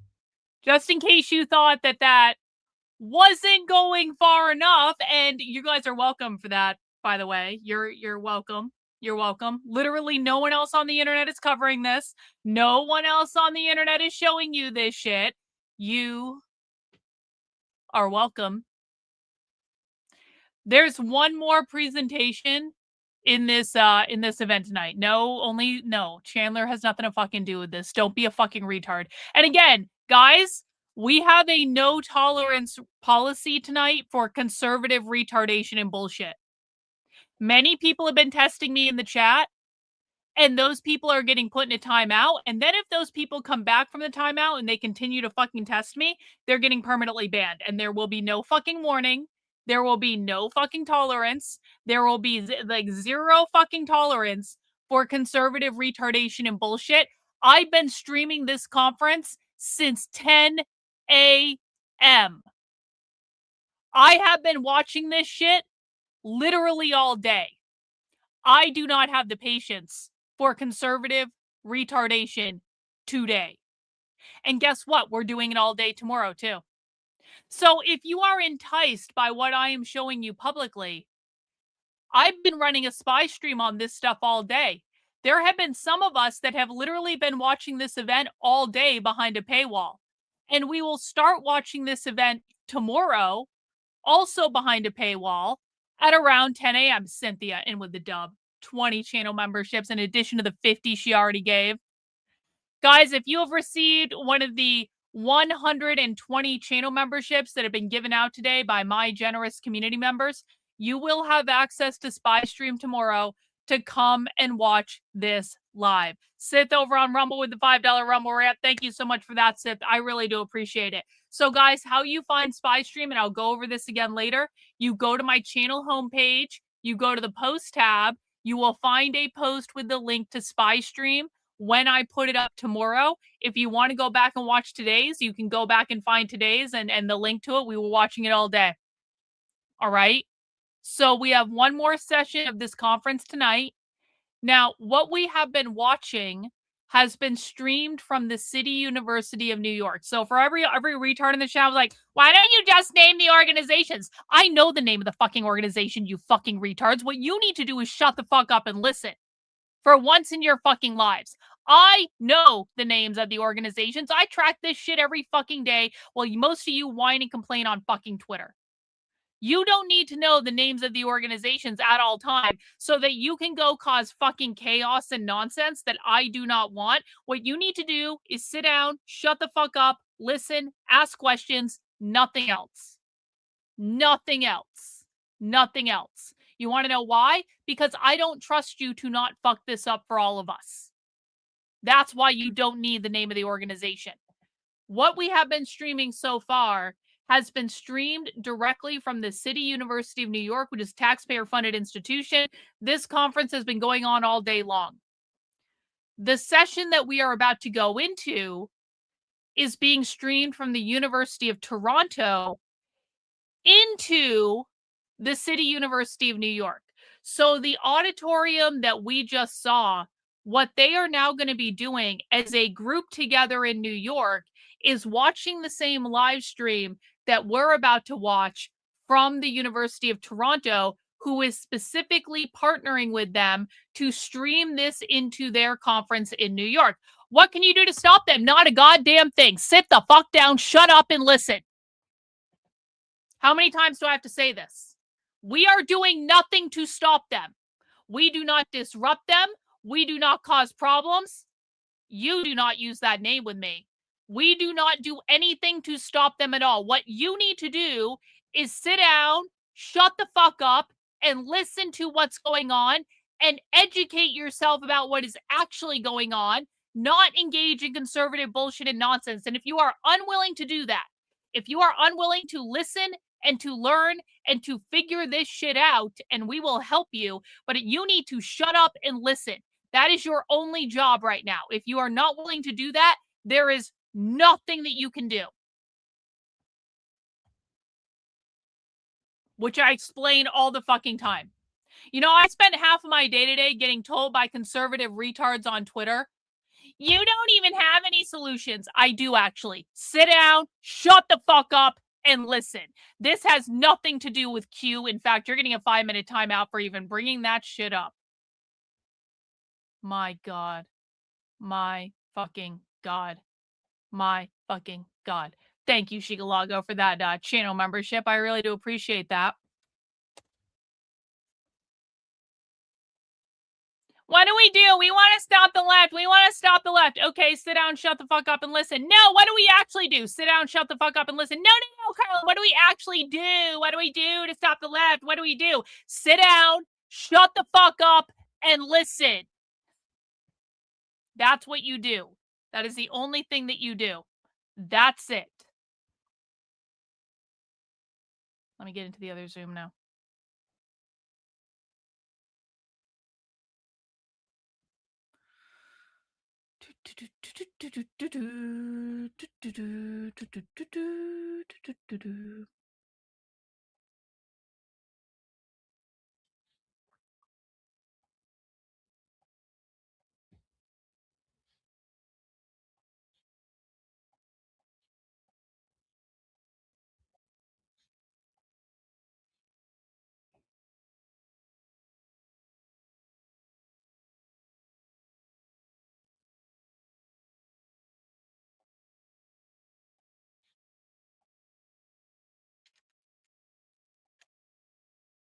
This is a private Zoom call. You have to have the link and the passcode to get access to this. There's no sound right now, but maybe they will be starting soon. Eli, this is Jessica. Can you hear me? Ah, there they go. Yes, I can hear you. Can you hear me? Can, thank you. Just letting folks know who are joining us remotely that we're waiting to make sure that we're connected with Clags before we get started. So that's our delay. Okay, I'm good to go. So whenever you're ready, I'm ready. Thank you. 86-year-old mom. Shout out to 86-year-old mom. Shout out to 86-year-old mom for watching that shit today. 86-year-old mom is a trooper.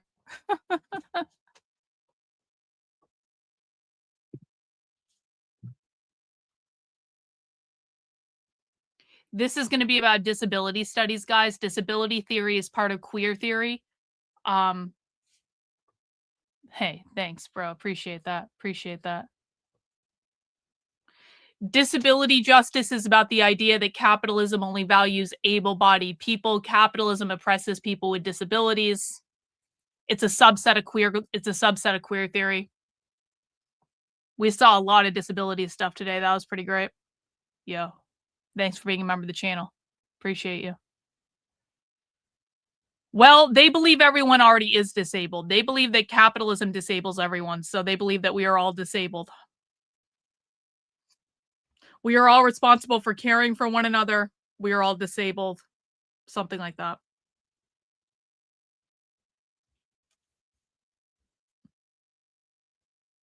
Yeah, we've seen things. If you wonder why I'm a little bit more punchy than normal, I have seen things today I cannot unsee.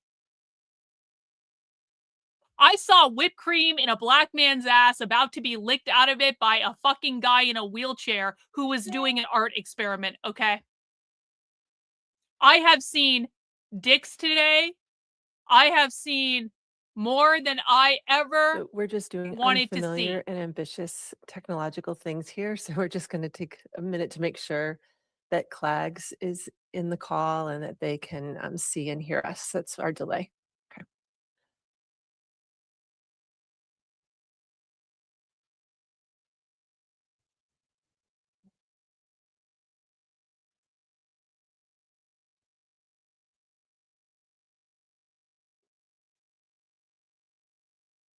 Zoom is disabled as well. Yep. Because when it comes to queer Marxism, guys, what you learn is that amateur porn is never far behind.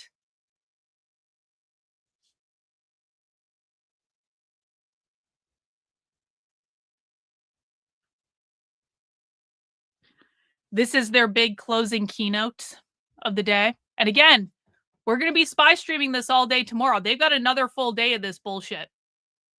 So if you want to join us, get a channel membership, join the Substack. Oh, I didn't put it on the Zoom. I looked up the queer disabled art. Remember they were talking about that queer disabled artist in one of those presentations that they didn't have any, and they didn't have a visual for it. It was just audio. So I looked it up. I found they them's Instagram, and I found they them's queer sex project. Do you want the link? I'll put the link in the fucking chat. You guys want to see what the shit I saw today? Hang on. Where's the link? Don't make me find this, Mitchell. I will find the link and I will put it in the chat.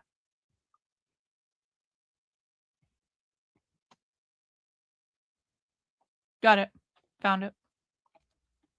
Now, I'm not saying this is not safe for work, but this is not safe for work. And so if you click on that link, it's your own damn fault, okay? If you click on that fucking link, this is your own responsibility. That link is not safe for work. Hi, everyone. Hi, everyone online, and hi, everyone in the room. My name is Jessica Fields. I'm a faculty member here at U of T, and I'm a member of the steering committee at the Mark Bonham Center for Sexual Diversity Studies, and I'm one of the faculty leads of Quake, which is a research lab that's a co-sponsor of this event as well. And I'm a reader of Eli Clare's work, and I'm really glad to be here today. Glad you're all here as well. So first, let me offer a land acknowledgement. I want to acknowledge the space that the University of Toronto, itself a physical and intellectual structure enabled by land theft and the violences of settler colonialism, occupies. I speak to you as a white settler of this land, which is the territory of the Huron-Wendat, the Seneca, the Mississaugas of the Credit River, and the nations of the Haudenosaunee Confederacy.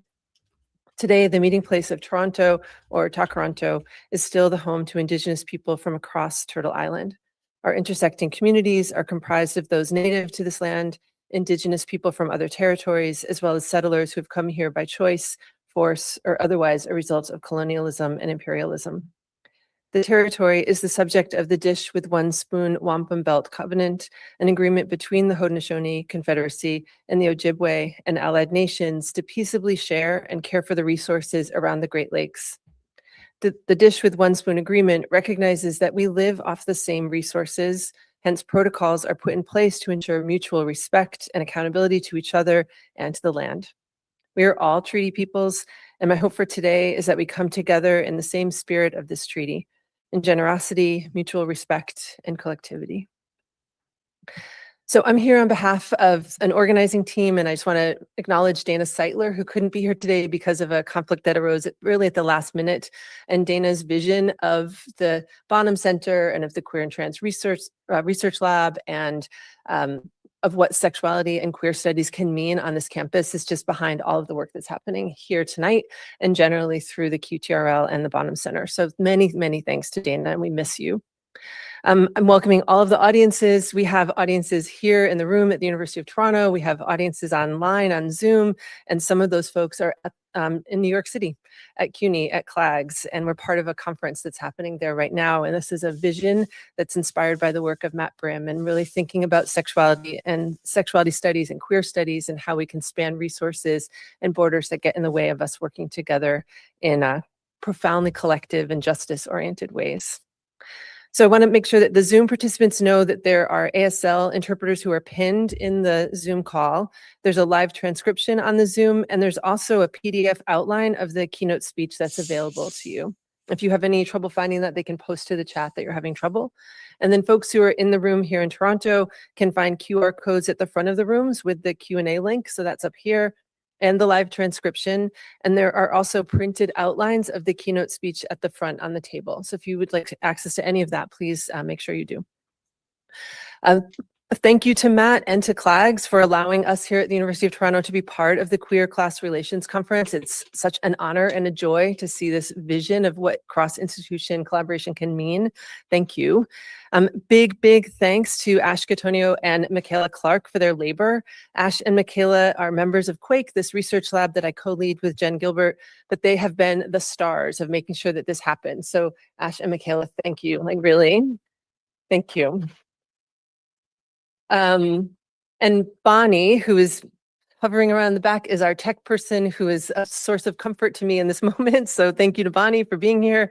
Now I'm going to turn to introducing Eli Clare, a real honor for me. So white, disabled, and genderqueer, Eli Clare lives near Lake Champlain in unceded Abenaki territory, also known as Vermont, where he writes and proudly claims a penchant for rabble-rousing. He has written 2 books of essays, the award-winning Brilliant Imperfection, Grappling with Cure, and Exile and Pride, Disability, Queerness, and Liberation, and a collection of poetry, The Marrow's Telling, Words in Motion. His book, a mixed genre volume titled Unfurl, Survivals, Sorrows, and Dreaming, was released in September 2025. Quake just recently read this excerpts from this book as an example of beautiful writing, and it is indeed beautiful writing. If you haven't yet encountered it, I hope that you'll go make sure that you do. He's also been published in dozens of journals and anthologies. Eli works as a traveling poet, storyteller, and a social justice educator. Since 2008, he has spoken, taught, trained, and consulted in person and remotely at well over 150 conferences, community events, and colleges across the US and Canada. He currently serves on the Community Advisory Board for the Disability Project at the Transgender Law Center and is also a Disabilities Future Fellow funded by the Ford Foundation and the Andrew Mellon Foundation. Among other pursuits, he has walked across the United States for peace, coordinated a rape prevention program, and helped organize the first ever queer disability conference. It's such an honor to welcome you, Eli, to this space spanning the University of Toronto and the City University of New York. Thank you so much for being with us today.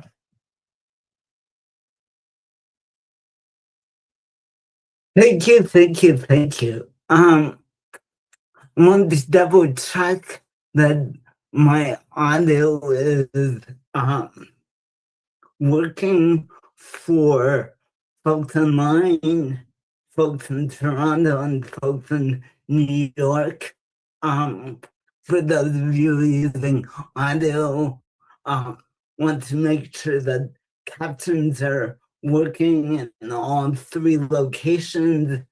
For those of you who are using captions, and I want to make sure that everyone needed has access to the ASL interpreters. As there's tech trouble with any of those, please let folks know in the chat, alert us, and we will pause and make sure that we get tech working. This is part of the work of centering access. So I want to do a little audio description of myself as part of the access work. I'm Eli Clare. I'm a white, transmasculine person with short red hair wearing brown plastic rimmed glasses, black mock turtleneck with a wooden pendant. I'm sitting in a sunflower yellow room with art behind me. I want to remind us that wherever you're participating from, you can mash up the space in whatever ways you can to make it more accessible. If you listen best by doodling or drawing or knitting or stimming or pacing, please do those things. If you want to go lie down, please go lie down. If you need to find a wall to lean on, please do that. If you need to leave and come back, of course, do that. If you just need to leave, do that. For those of you online, hello, turn your cameras on and off as it makes sense. In other words, let's mash up the space in whatever ways we need to create more access. Let's see what else before I get started. I want to thank everyone's labor that has made this conference and this hybrid event possible. Thank you, thank you, thank you. And I am so delighted to be here tonight. I'm going to be talking for between 35 and 40 minutes, and then I hope we can have robust conversation across all three of these sites, Toronto, online, and at Crags and CUNY in New York City. I'm delighted to be here tonight talking about disability, queerness, and class, talking about capitalism, ableism, disposability, and talking about challenging, resisting, turning our back on these forces and singing ourselves cherished. Of course, I am a poet, storyteller, and rabble-rousing, so this keynote is going to be one part poem and one part manifesto, a mix of story and analysis, and not a speck of high queer theory. I want to start by reminding us of something which I hope is common knowledge in this group, but something I want to say explicitly because everything I'm going to be exploring tonight is rooted in this piece of common knowledge. And that is, when thinking about disability, queerness, and class, disabled, chronically ill, deaf, mad, and neurodivergent peoples are not the problem to be fixed or solved. Actually, we, queer, trans, disabled, poor, and BIPOC communities are part of the answer. As Leo, like Shimi, Pitsna, Summer, and Sala said so brilliantly and fiercely, the future is disabling. So rather, capitalism, ableism, disposability are the gaping dystopian problems. They need to be dismantled, crushed, burned to the ground. And at the same time, we have long histories of resistance. Long, beautiful, creative, sometimes fraught histories. And beyond resistance and rebellion, I want us to sing ourselves cherished. the opposite of disposable and worthless. Yes, I want us to sing ourselves cherished. And this thread of the keynote is going to be carried by a poem from my new book, Unfurl. The poem entitled Praise, and that heads up, the poem includes details about the material and social conditions of death caused by injustice. There are no purient details, there are no extended descriptions, but there are these vivid namings of death caused by injustice. So here's the poem entitled Praise. Let us praise our canes, braces, catheters, our crutches, prostheses, wheelchairs, our ventilators, air filters, hearing aids. Sing ourselves familiar. You who did not survive the denial of a kidney transplant. Our stories strain, wisp, whirl out of us.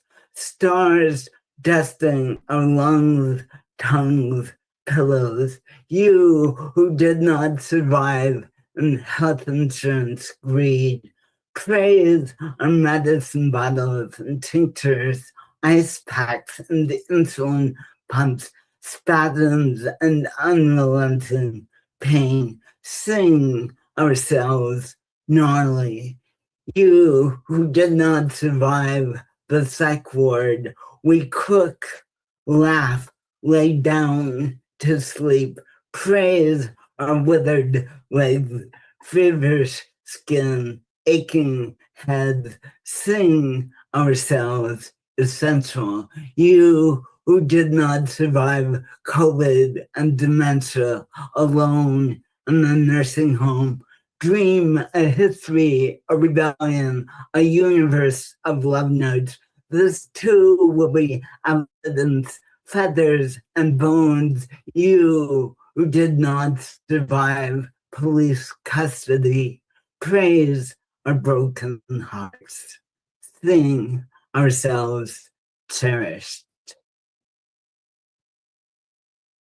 So now let me back up. Let me back up and begin with a well-documented correlation between disability and class, particularly poverty. And this correlation is in both directions. Disabled people tend to be poor, and poor people tend to be disabled. For example, to talk about the documentation of this two-way correlation, I want to talk about the National Disability Institute, or the NDI. The NDI's analysis of 4 large-scale census surveys from 2015. They find that 24% of white disabled adults are poor, compared to the 9% of white non-disabled adults. So this high rate of poverty, unsurprising to any of us who live in poor and working class communities, in disability communities, unsurprising for those of us who are organizing in those communities, for those of us who are doing politicized service provision in those communities, people who teach from those communities, write theory from those communities, research from those communities. Just an unsurprising correlation. And the rates of poverty increase for people, disabled people of color. Unsurprisingly higher. 40% of Black disabled folks live in poverty, and 29% of Latina disabled folks live in poverty. These numbers, of course, are enraging and then entirely unsurprising given the tangle of race, class, and disability in the US. We could spend this entire evening exploring these numbers, digging deeper into the data, talking about the implications that they have for our organizing, for our teaching, for research and theory that might make a difference in the lived material and social consequences for disabled people, people of color, and poor and working class people. But instead, I want to pivot and rather than talk about class and disability, I want to talk about capitalism, racialized capitalism, and ableism. I want to talk about the systems of power behind these numbers, behind this correlation. So what is the relationship between ableism and capitalism? And I want to say that at the bottom of it, at the foundation of it, this relationship is really blunt and really simple. Simply put, capitalism depends upon ableism. Capitalism wouldn't be possible without ableism. And here's how it works from where I sit. That capitalism, with its valuing of productivity and profit as the ultimate good, as the ultimate goal, needs to work people to our limit and beyond in the name of making profit for stockholders, for Wall Street, for multinational corporations. Needs to work workers to the bone. Work as hard, work as fast, work as long hours, work as in conditions that do not take into account our well-being, does not take into account care, does not take into account even basic safety in lots and lots of contexts. And this kind of work under capitalism often means disability.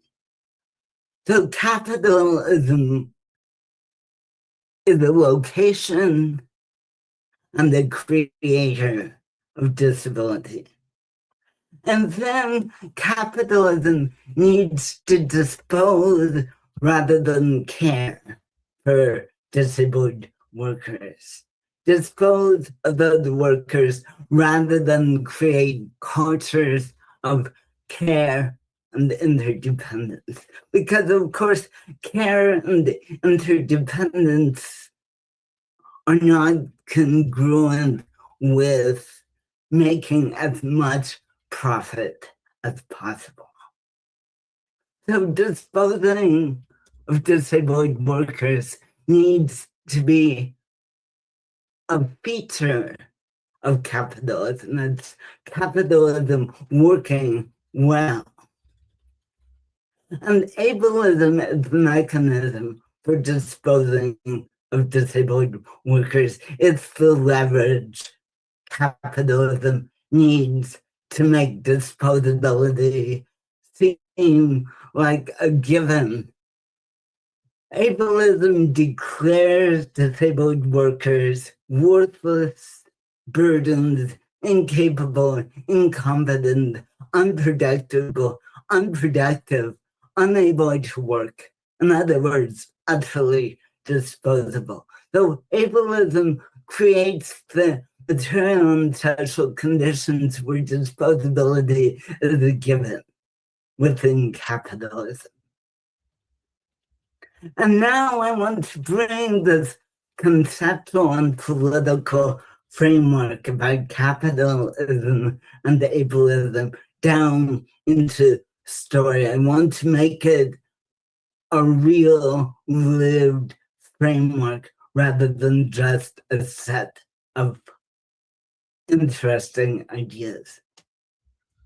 So I grew up in a tiny logging town, a wind-scoured white working class town on the western edge of the continent. It had and still has about 1,000 people and one blinking red light. I grew up let me back up. And it's a town that is 12 hours north of San Francisco and 7 hours south of Portland, Oregon, meaning it is in the middle of the backwoods. I grew up the only disabled person in that town, or so it felt. A spastic, slurring, gender non-conforming kid who didn't come out until after I left at the age of 18. I thought that I was the only disabled person in that town, but in actuality, I was surrounded by disability because logging is dangerous. On the list of top 10 dangerous jobs, it is number 3. Felling and burning the big old trees in the 1960s and 1970s as I was growing up, those trees were 300, 400, 500 years old. Big old Douglas fir. One log from those trees would fill up an entire logging truck. The felling and milling of those big old trees is in and of itself dangerous work.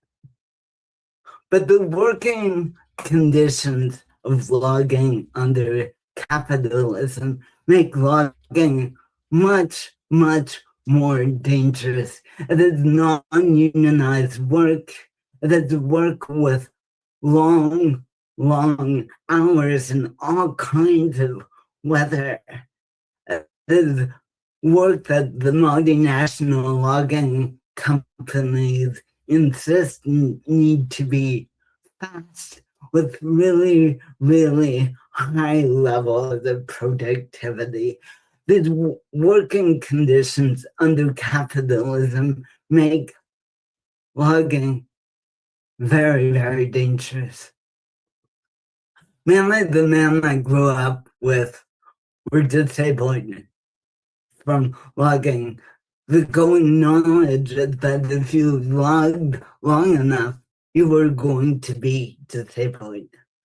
Mel Rogers lost an arm in a mill accident. And I tell you these details not to elicit pity, not to say that loggers' lives are somehow super heroic and or tragic, but to be real about the dirty work of plundering the planet under capitalism. Cricket broke his back on the clear cuts. Les Smith couldn't feel his fingers nor hair after decades of wielding a chainsaw. The saws that the men who fell the trees used, They have 36 or 48-inch blades, and the vibration and the sound from those saws is intense. Capitalism chewed their bodies up, and ableism declared their disabled bodies worthless and disposable. But no one in town considered them disabled. What happened to Mel and Cricket and Les were just the ordinary consequences of logging. But still, ableism targeted them as unable to work. Ableist capitalism took them and their families from the working class into deep poverty and deemed them disposable. But because my body was out of the ordinary, seen as wrong and abnormal, I was understood as disabled. Seen as wrong and abnormal, I was understood as disabled. A disabled kid surrounded by disability, but somehow the only disabled person in town. Mel, Cricket, Les, and all the isolated, lonely, disabled kids. Let's sing them familiar, sing them normally, sing them essential, the opposite of disposable and burdensome. And now I want to turn to a pair of essential, blunt truths at the heart of this relationship between ableism, capitalism, and disposability. First, ableism makes disabled people poor. And second, capitalism makes poor people disabled. So first I want to think a little about ableism. How ableism makes many disabled people poor through the material and social conditions of ableism, through lack of employment, lack of access, lack of accessible housing and transportation and education.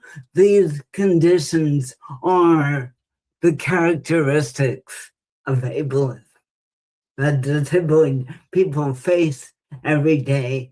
And these are also the conditions of poverty, this lack of employment, lack of access, lack of accessible housing, transportation, education. These are the conditions that make disabled people poor. I also think about the social safety net, the last shred of the social safety net that disabled people depend upon the US. I think of SSI, SSDI, SNAP, also known as food stamps, Medicaid, all of these systems that many disabled people depend upon to live lives of our own choosing in communities and houses of our own choosing, keep disabled people poor. The income requirements, the meager amount of these benefits, the restriction of how much one can work before losing benefits, the catch-22 of it, I think particularly of Medicaid, how one is often in risk of losing the Medicaid benefits if they work, but the Medicaid benefits are what allow the possibility of working.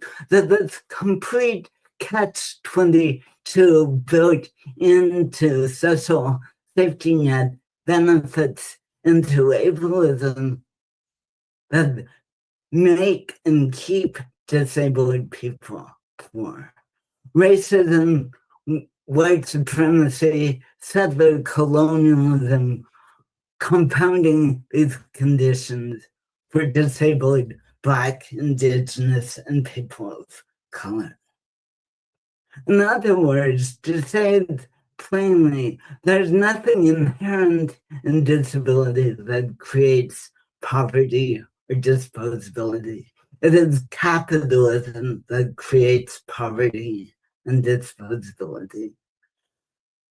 And so now I want to turn to capitalism, turn to the second of these blunt truths, that capitalism is what makes poor people disabled. Meaning poverty itself doesn't make poor people disabled. Rather, capitalism does.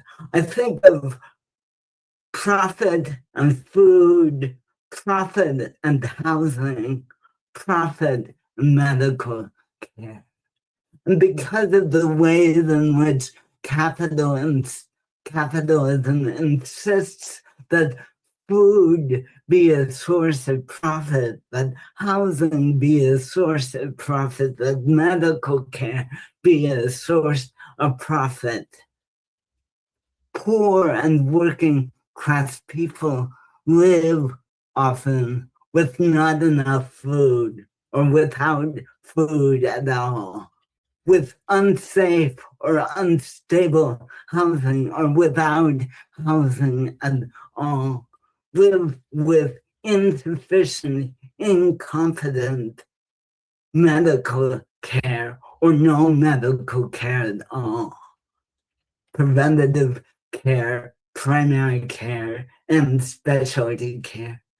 And it is this lack of plentiful and nourishing food, of stable, warm, safe housing, of good, respectful, frequent medical care. It is these conditions under capitalism that create disability.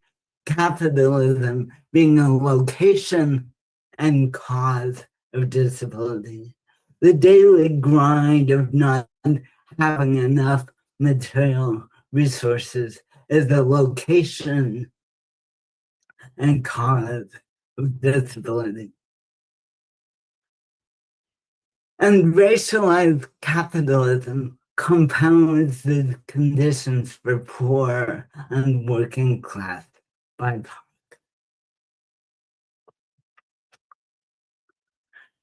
These connections between ableism and capitalism are fundamentally about disposability. But before I talk about disposability itself, let me tell another story, this time about resistance and rebellion. In 2019, Stacey Park Milburn with the Disability Justice Club, and Max Airborne with Fat Rose, both of them living in the East Bay of the San Francisco Bay Area. The two of them, Stacey and Max, developed the Nobody is Disposable campaign and hashtag. And they organized a San Francisco Close the Camps demo attended by well over 100 disabled people and fat people, protesting the widespread detention of immigrants during Trump 1.0 that included separating many children from their families in inhumane concentration camp-like conditions at the U.S. border. Remember, this was 7 years ago in the white nationalist anti-immigration agenda here in the U.S. And our protest was fierce then as it is fierce today. As part of their organizing, Stacy and Max asked disability communities, fat communities, queer and trans communities for words that are the opposite of disposable. The list was long: kin, irreplaceable, worthy, valuable, wanted, treasured, sacred, necessary, and on and on. It was a really powerful list. I first encountered the request on Facebook, and that Facebook thread, as we generated this long list of words that are opposite of worthless and disposable, was Facebook at its very best. Those words became placards at the close the camps demo, connecting ableist, fatphobic, racist, and anti-immigrant disposability all together. Stacy and Max also collected photos of people holding up signs printed with these words. Among these photos is one of Stacy and the word cherished. In this photo, she sits in her power wheelchair, wearing a white tank top and dark frame glasses.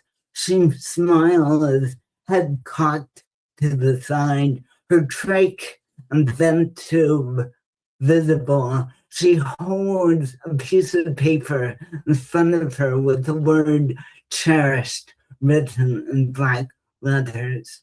From this photo comes my line of poetry: sing ourselves cherished.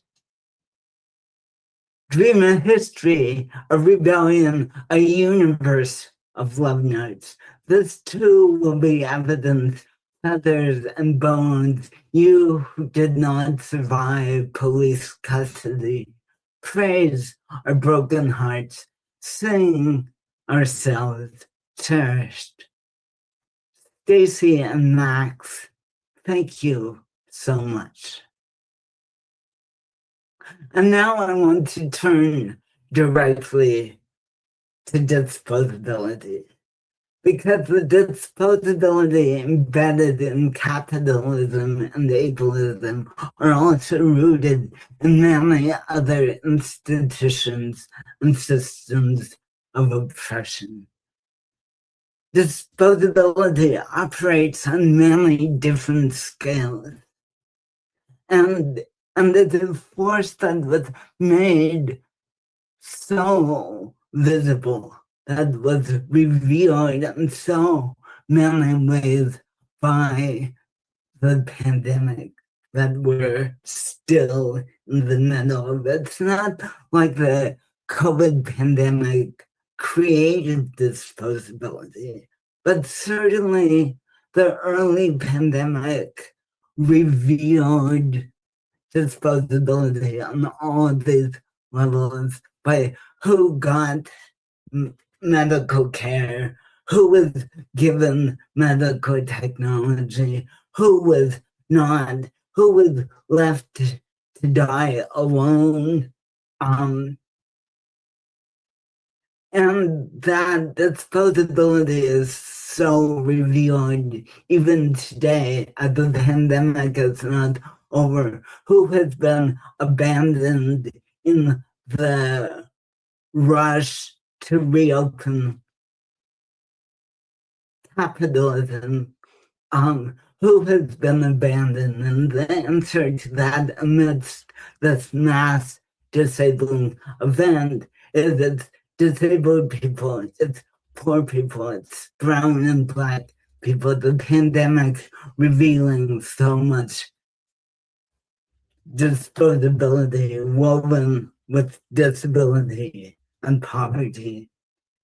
When I think of the scale of the different multiple scales of disposability in the US, I think of anti-trans legislation aimed at depriving trans, non-binary, and gender non-conforming people's public lives. I think of the constricting of gender-affirming healthcare and its connection to the constricting of reproductive health care. I think of the attempted dismantling of the remaining shred of the social safety net. You know, every time the US Congress debates defunding Medicaid, Medicare, Social Security, SSI, and SSDI, Head Start, every time the politicians start talking about defunding the social safety nets, the last shred of them, I think what they want is poor people. They want disabled people. They want brown and Black people. They want queer and trans people dead. They want to erase us. I think of disposability on this national scale. When I think about the scale of disposability here, I think about detention centers and deportations. I think of genocides and war. I'm reminded most recently of Trump threatening to obliterate Iranian civilization. Deportation on this global scale is so overwhelming.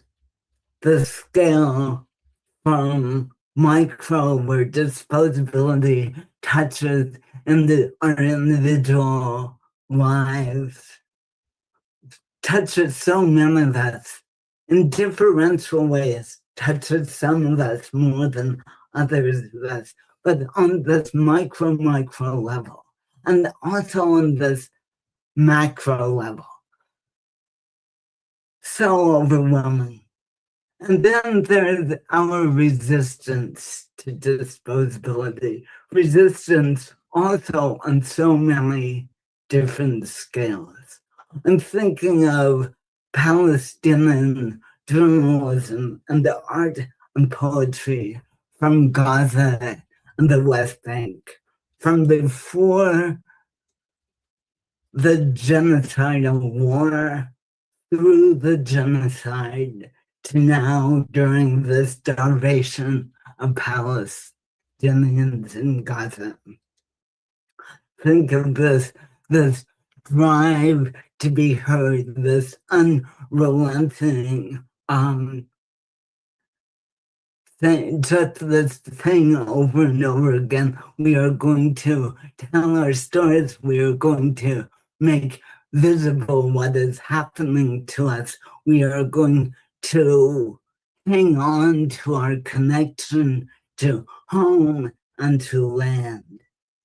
Resistance to disposability. I also think of pro-Palestinian solidarity here, in Canada, and around the world as resistance to disposability.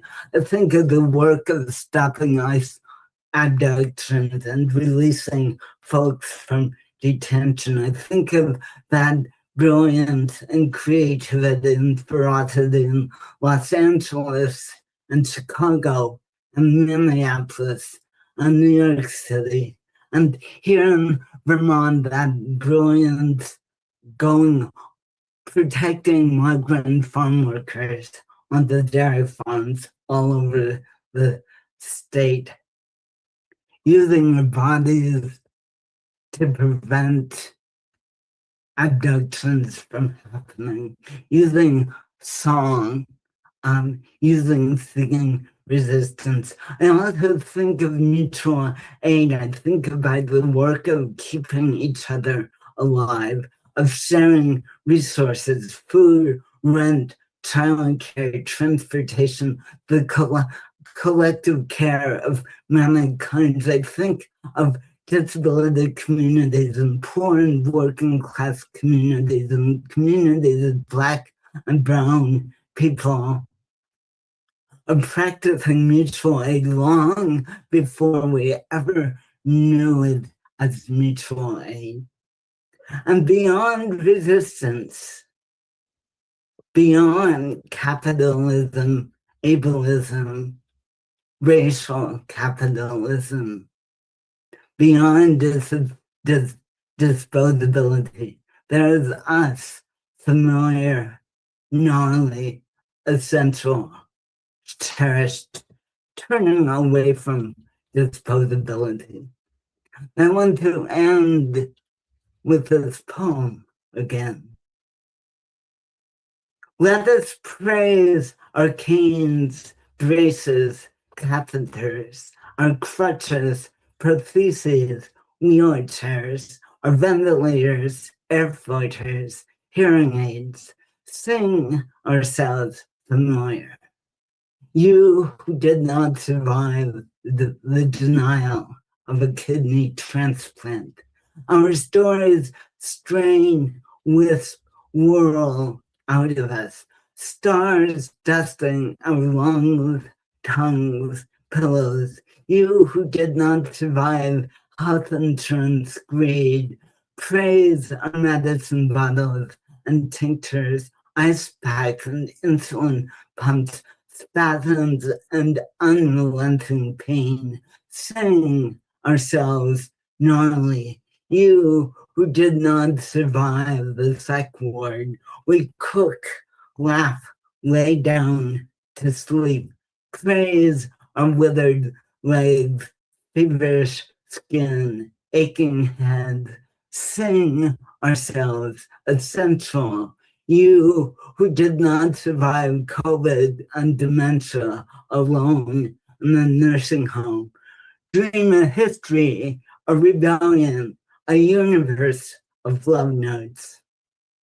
This too will be evidence, feathers and bones. You who did not survive police custody, praise our broken hearts, sing ourselves cherished.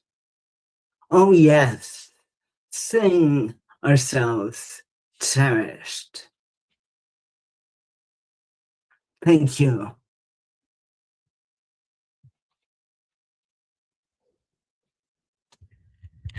They're going to do a Q&A now, hopefully. And so I want to move us into what is sometimes known as Q&A, but that always assumes that you all have questions and I have answers. And if there's anything I know, that's not true. And so I like to think of this as time for community conversation, for rants, for raves, for soapboxes, for whatever we're feeling in our bellies, in our hearts, and in our heads. But before we start this conversation, I wanted to ask all of us to spend just a minute or two reflecting about how do we sing each other cherished? How did that work in the communities we live in? How did that work in our lives? How do we sing ourselves cherished? How do we sing each other cherished? How do we sing people in our communities cherished? I want people just to pause and reflect about that as we collect our thoughts and feelings to move into this conversation that I would love to have with all of you, both at the Toronto Watch Party, online, and at the Crags Watch Party in New York City. And then seeing here in the chat, Michaela is writing, we will be collecting questions in advance as well as after the talk during our discussion. For folks on Zoom, use the Q&A function at the bottom of in the bottom menu, or submit questions here, and there's a link for Google Docs in the chat. I assume there's information about how people in both watch parties can also submit questions. Yes, absolutely. Thank you, Eli. My name is Michaela. I'm Michaela Clark, and I'm a PhD student in the Department of Sociology at U of T. I'm here to transport us over to our community conversation, but I wanted to thank you first, Eli, for your beautiful words.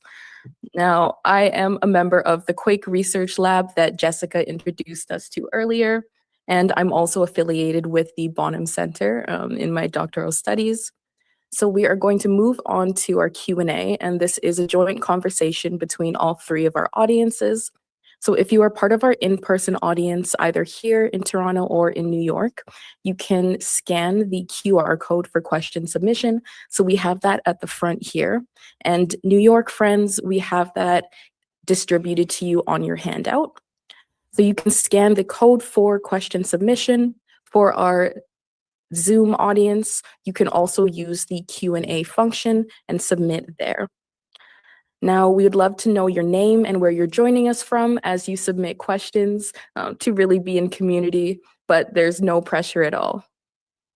And finally, if any members of our Toronto audience don't want to use these functions and do want to ask a question in person, I do have the privilege of the microphone to bring around to you here, so you can raise your hands and I'll attend to you as well. But don't be shy to submit questions online. Now, I do have a question. The first question is from Toronto here, and it's by Ash. Ash was wondering, Eli, I'm really struck by the phrase "sing ourselves cherished," and specifically the word cherished and cherished. You told us a beautiful story about how you came to this word, and I wonder if you can talk a little bit more about the word cherish as the opposite of disposability and why that word captured you. Right. So, cherished implies deep caring. Cherish implies great importance. Cherish implies being embedded in networks where one's presence makes a difference.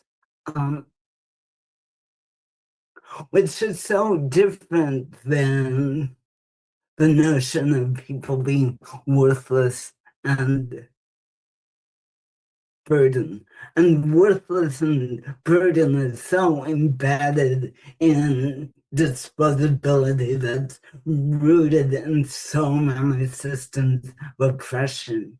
The cherished caught me, but also the idea of familiar and familiar in opposition to abnormal.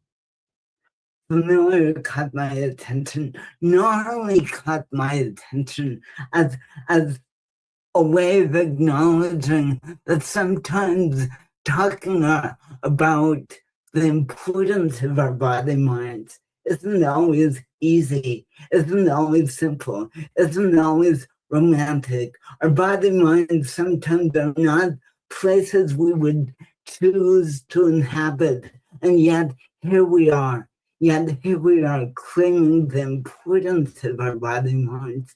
They not only caught my attention, and then cherished. So in the poem, I really think of familiar, not only essential and cherished at the foursome of words that are in opposition to disposability, in opposition to burden, in opposition to worthless. That's really not just cherished, but it's all four of these words.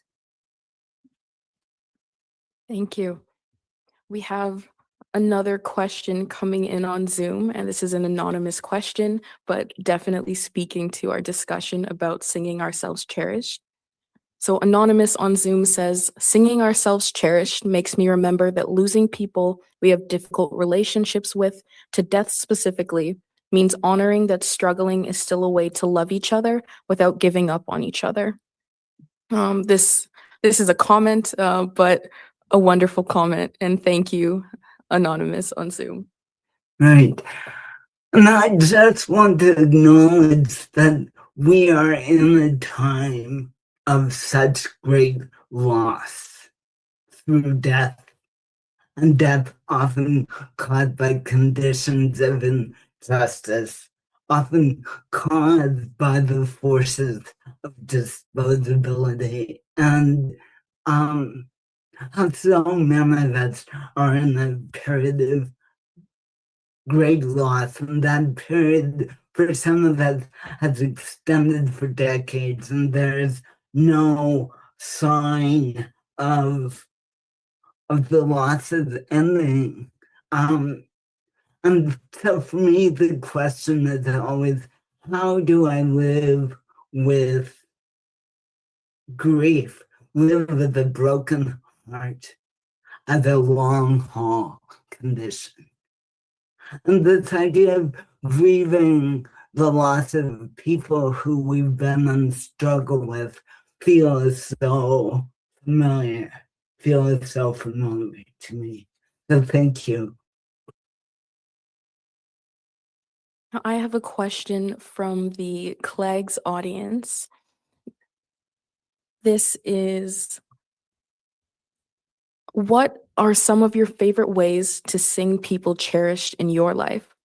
Also, thank you for reminding the live stream facilitators to use captions. Your full aspirations for me and how I want to be a facilitator and hold space. And this is from Sass in New York. So how do we sing people cherished? Sometimes it's a real thing we can do for each other. Excuse me. Sometimes it's a real thing we can do. And sometimes it's an aspiration. I think of the practice of recognizing people. I think the practice of paying attention to people. I think of the practice of paying attention both to who is in the room and who is absent. I think of feeding each other. I think of sharing resources, of sharing money, sharing food, sharing the last bottle of Tylenol, the remaining half box of masks.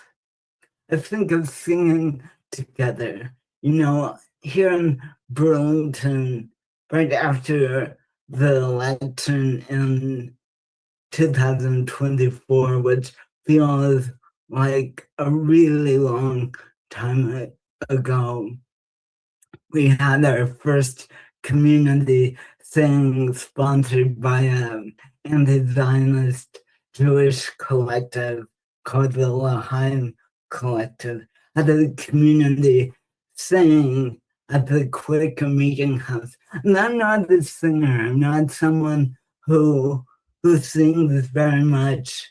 I certainly don't have a voice that's ever seen as a good voice, quote unquote.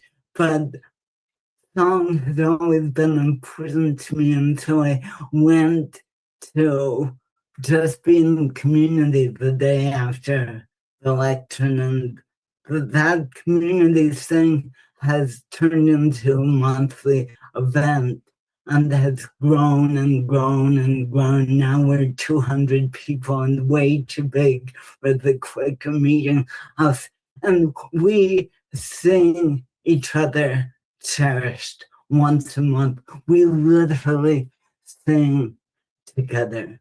And every month that I go, first Wednesday of the month, I find myself in tears and I cry. I'm not much of a crier, but there's something about song that brings my tears to the surface, and I cry those tears out, and then I'm singing resistance, and I'm singing ferocity, and I'm singing love, and I am singing each other cherished.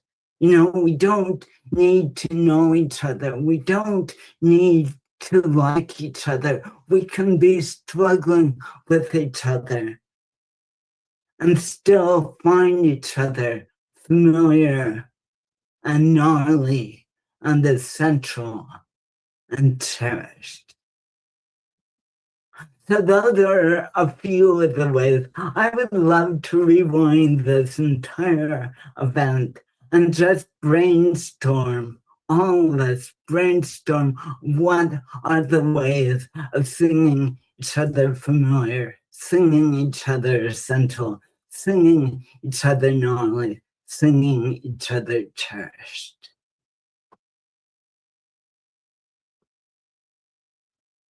Thank you, Eli. Now I have another question from our New York audience, but as we come up on our last few questions here, I just wanted to check in Toronto if there's any questions. We do have the mic in the back that we can bring around. Okay. Now, Rebecca in New York asks, thinking of solidarity economics going forward, through the attacks and collapse of capitalism, as we make community with love and care wherever we find ourselves, what are ways to give material support while capitalism and poverty makes it so hard? Oh God, that's an important question. That's an important question. And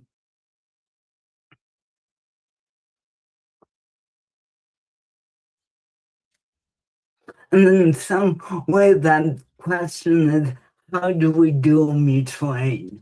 How do we do collective care? How do we create care that is sometimes made possible by the state, and sometimes is impossible through the state? And how do we create collective, sustainable care?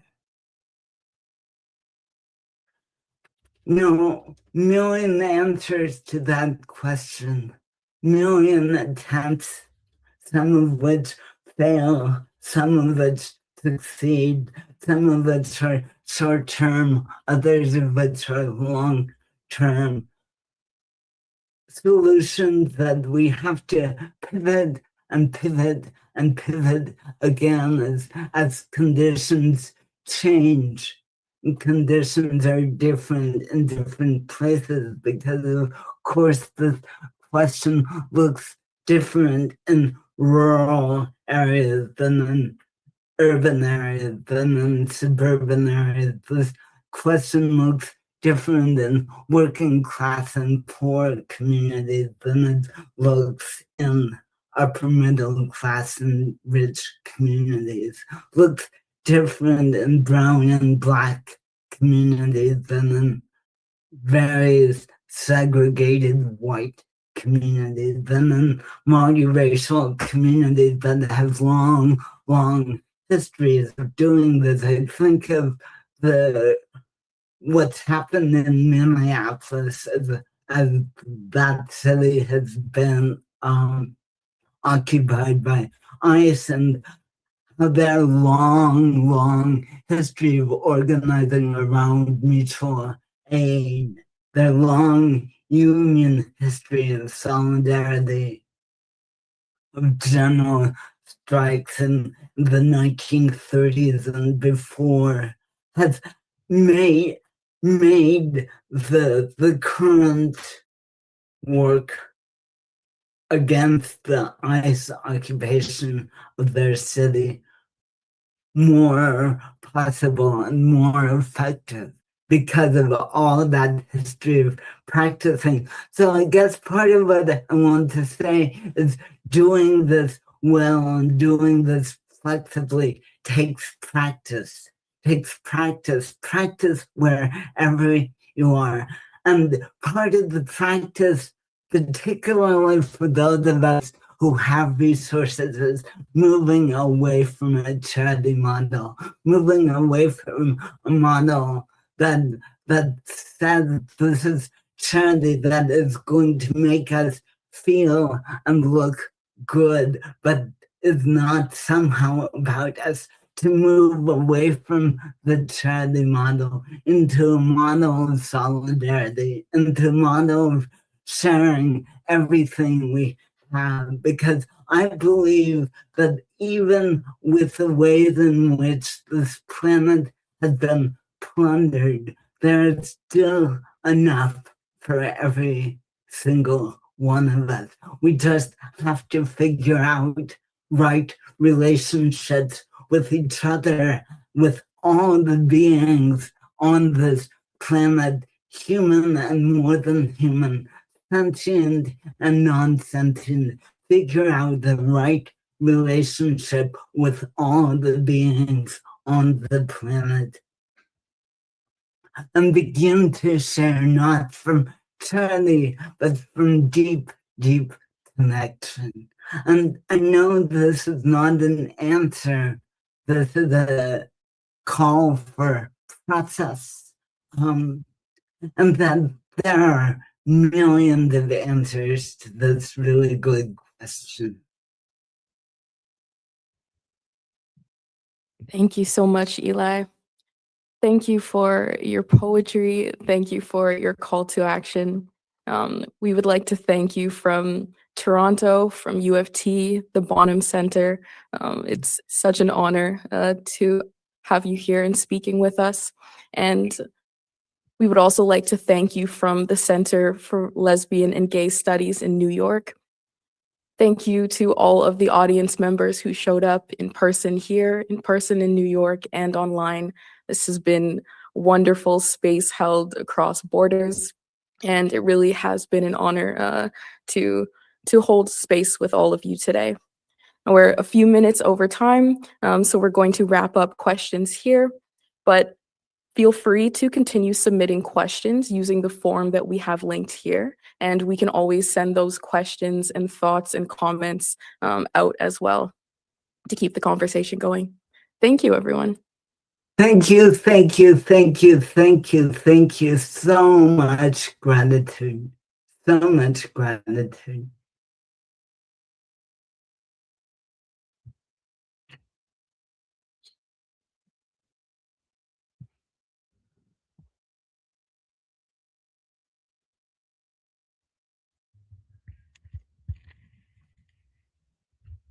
Eli, I just want to make sure I thank you on behalf of Dana Seitler, who couldn't be here tonight and who just really was really sorry to miss this. And this is Jessica Field speaking again. And really just thank you from all of us here in Toronto.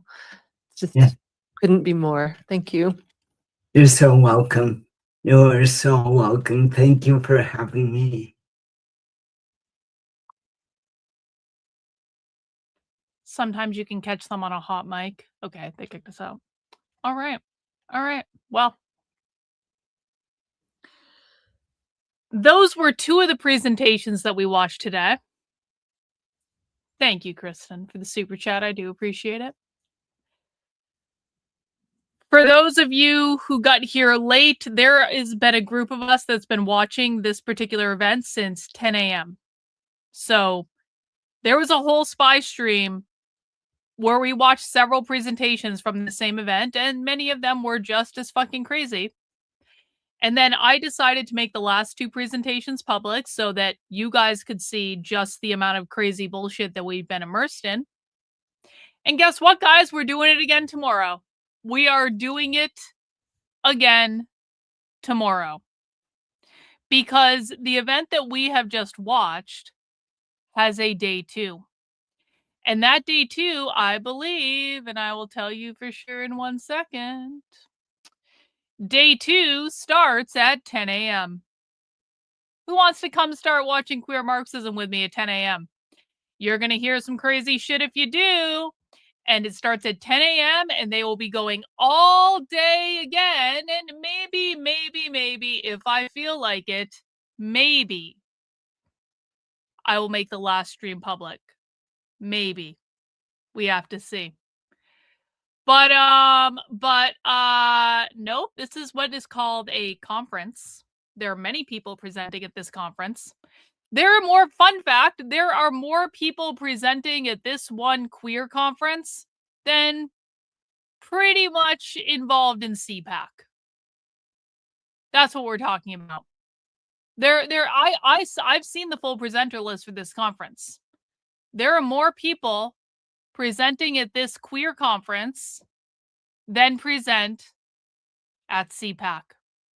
So you guys can wrap your head around that reality.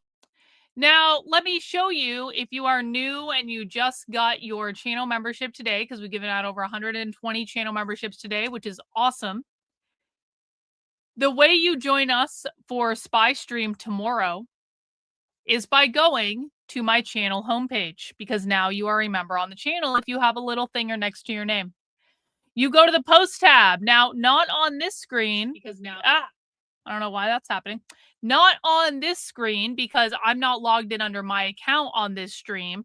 But if I were logged in under an account with a channel membership, the very first post you would currently see on this screen is the link for today's Spy Stream. So if you want to go back and relive the magic of learning how to cruise for sex as a tranny, we did watch a presentation about that today. If you want to go relive the magic of the other queer disability insanity that we heard today, you can go find the link to the members only portion on the post tab. If you are a supporter on my Substack, it will be there. If you're a supporter on my locals, it will be there. If you are a supporter on my X, go to your subscriber feed or your supporter feed or whatever, and you will see the link there. If you're on my Patreon, you will find the link there. But most of you are going to have access to it through YouTube channel membership. You can currently find the link under the post tab on the channel homepage. Now, tomorrow, I will be posting a new link.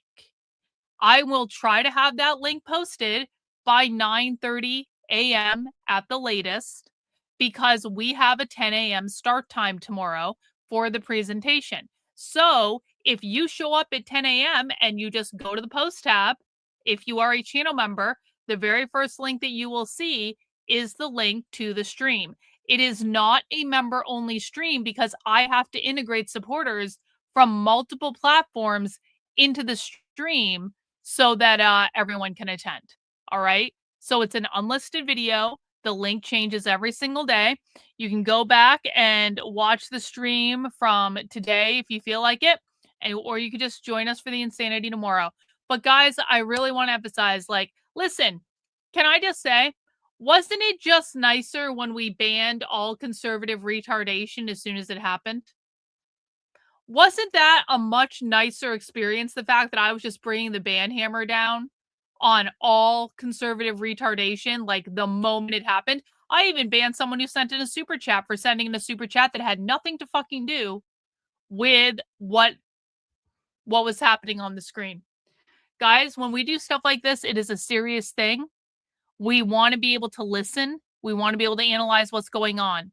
The goal of Spy Stream, the goal of watching leftist training, is not to play into your feelings. It is not even to get your perspective. I quite frankly don't care what you think. No offense. I don't care what your lived experience is. I don't care if you have feelings about what's going on the stream. I have feelings about what's going on the stream. I had to look at fucking gay porn today. Okay. Your feelings do not matter. Your opinions do not matter. The goal of this exercise is to listen to the left in real time to find out what they're planning, what they're doing, what they believe. And there will be, again tomorrow, a zero tolerance policy. And you know what? To be honest with you, it wasn't really as bad publicly as I thought it was going to be. I thought we were going to get significantly more conservative retardation than we got. Although we did get a fair bit. I had to ban people on multiple platforms who couldn't fucking handle it. But when we're doing all day infiltrations, I do not have the energy for it. I just don't have the energy for it. It's been a long week. It's been a tough week. This is my third day in a row doing an all-day spy stream, and I've got one more tomorrow. So let's just keep the conservative retardation to an absolute minimum. I do not have a tolerance for it. And if you can't handle that, I don't need to have you around. And that's really the way it goes. That's really the way it goes. So I want to thank everyone who donated channel memberships today, especially I think 25 channel memberships came in during the spy stream, which is pretty rad considering everyone was a supporter and you didn't really have to do that. But I very, very much appreciate everyone who donated over 120 channel memberships today. You guys rock. If you got a channel membership today, I hope you'll take advantage of it. Please don't be a dick. Please don't squander the opportunity to get access to this information. The reason people are giving out channel memberships is they want you guys to come to the spy streams. They want you to see for yourself what's going on. People who are at spy stream today got to see stuff no one else on the internet from this perspective is covering. Literally zero conservative media covering this event today. Zero conservative influencers covering this event today. The only way you saw this event is if you were an attendee at the event and you were on the left, or if you were here watching with us. So, you're welcome. You're welcome. Definitely got some clips coming tonight, too. Definitely got some clips coming. Hey, thank you so much for the gifted channel membership, Starbright. I really appreciate that. And with that, guys, I have been streaming for too many fucking hours. Too many fucking hours. I am tired. I am cranky. And I'm going to bed. All right, guys. Thank you so much for allowing me to do what I do. I will see you guys tomorrow. Take care. Have a good one. And where's my outro video? See you guys.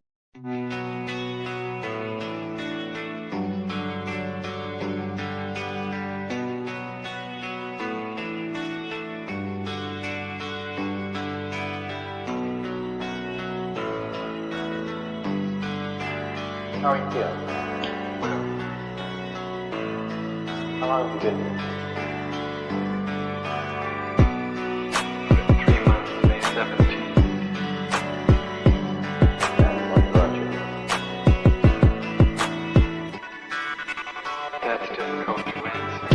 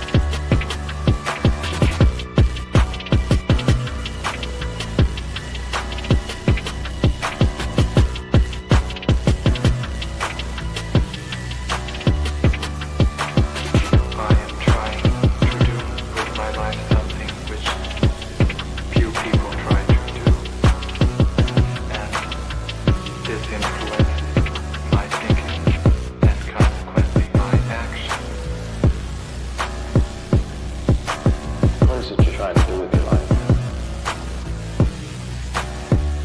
Play the piano for people. I'm not clear. How is it that playing the piano for people has eventually resulted in your being here in the hospital?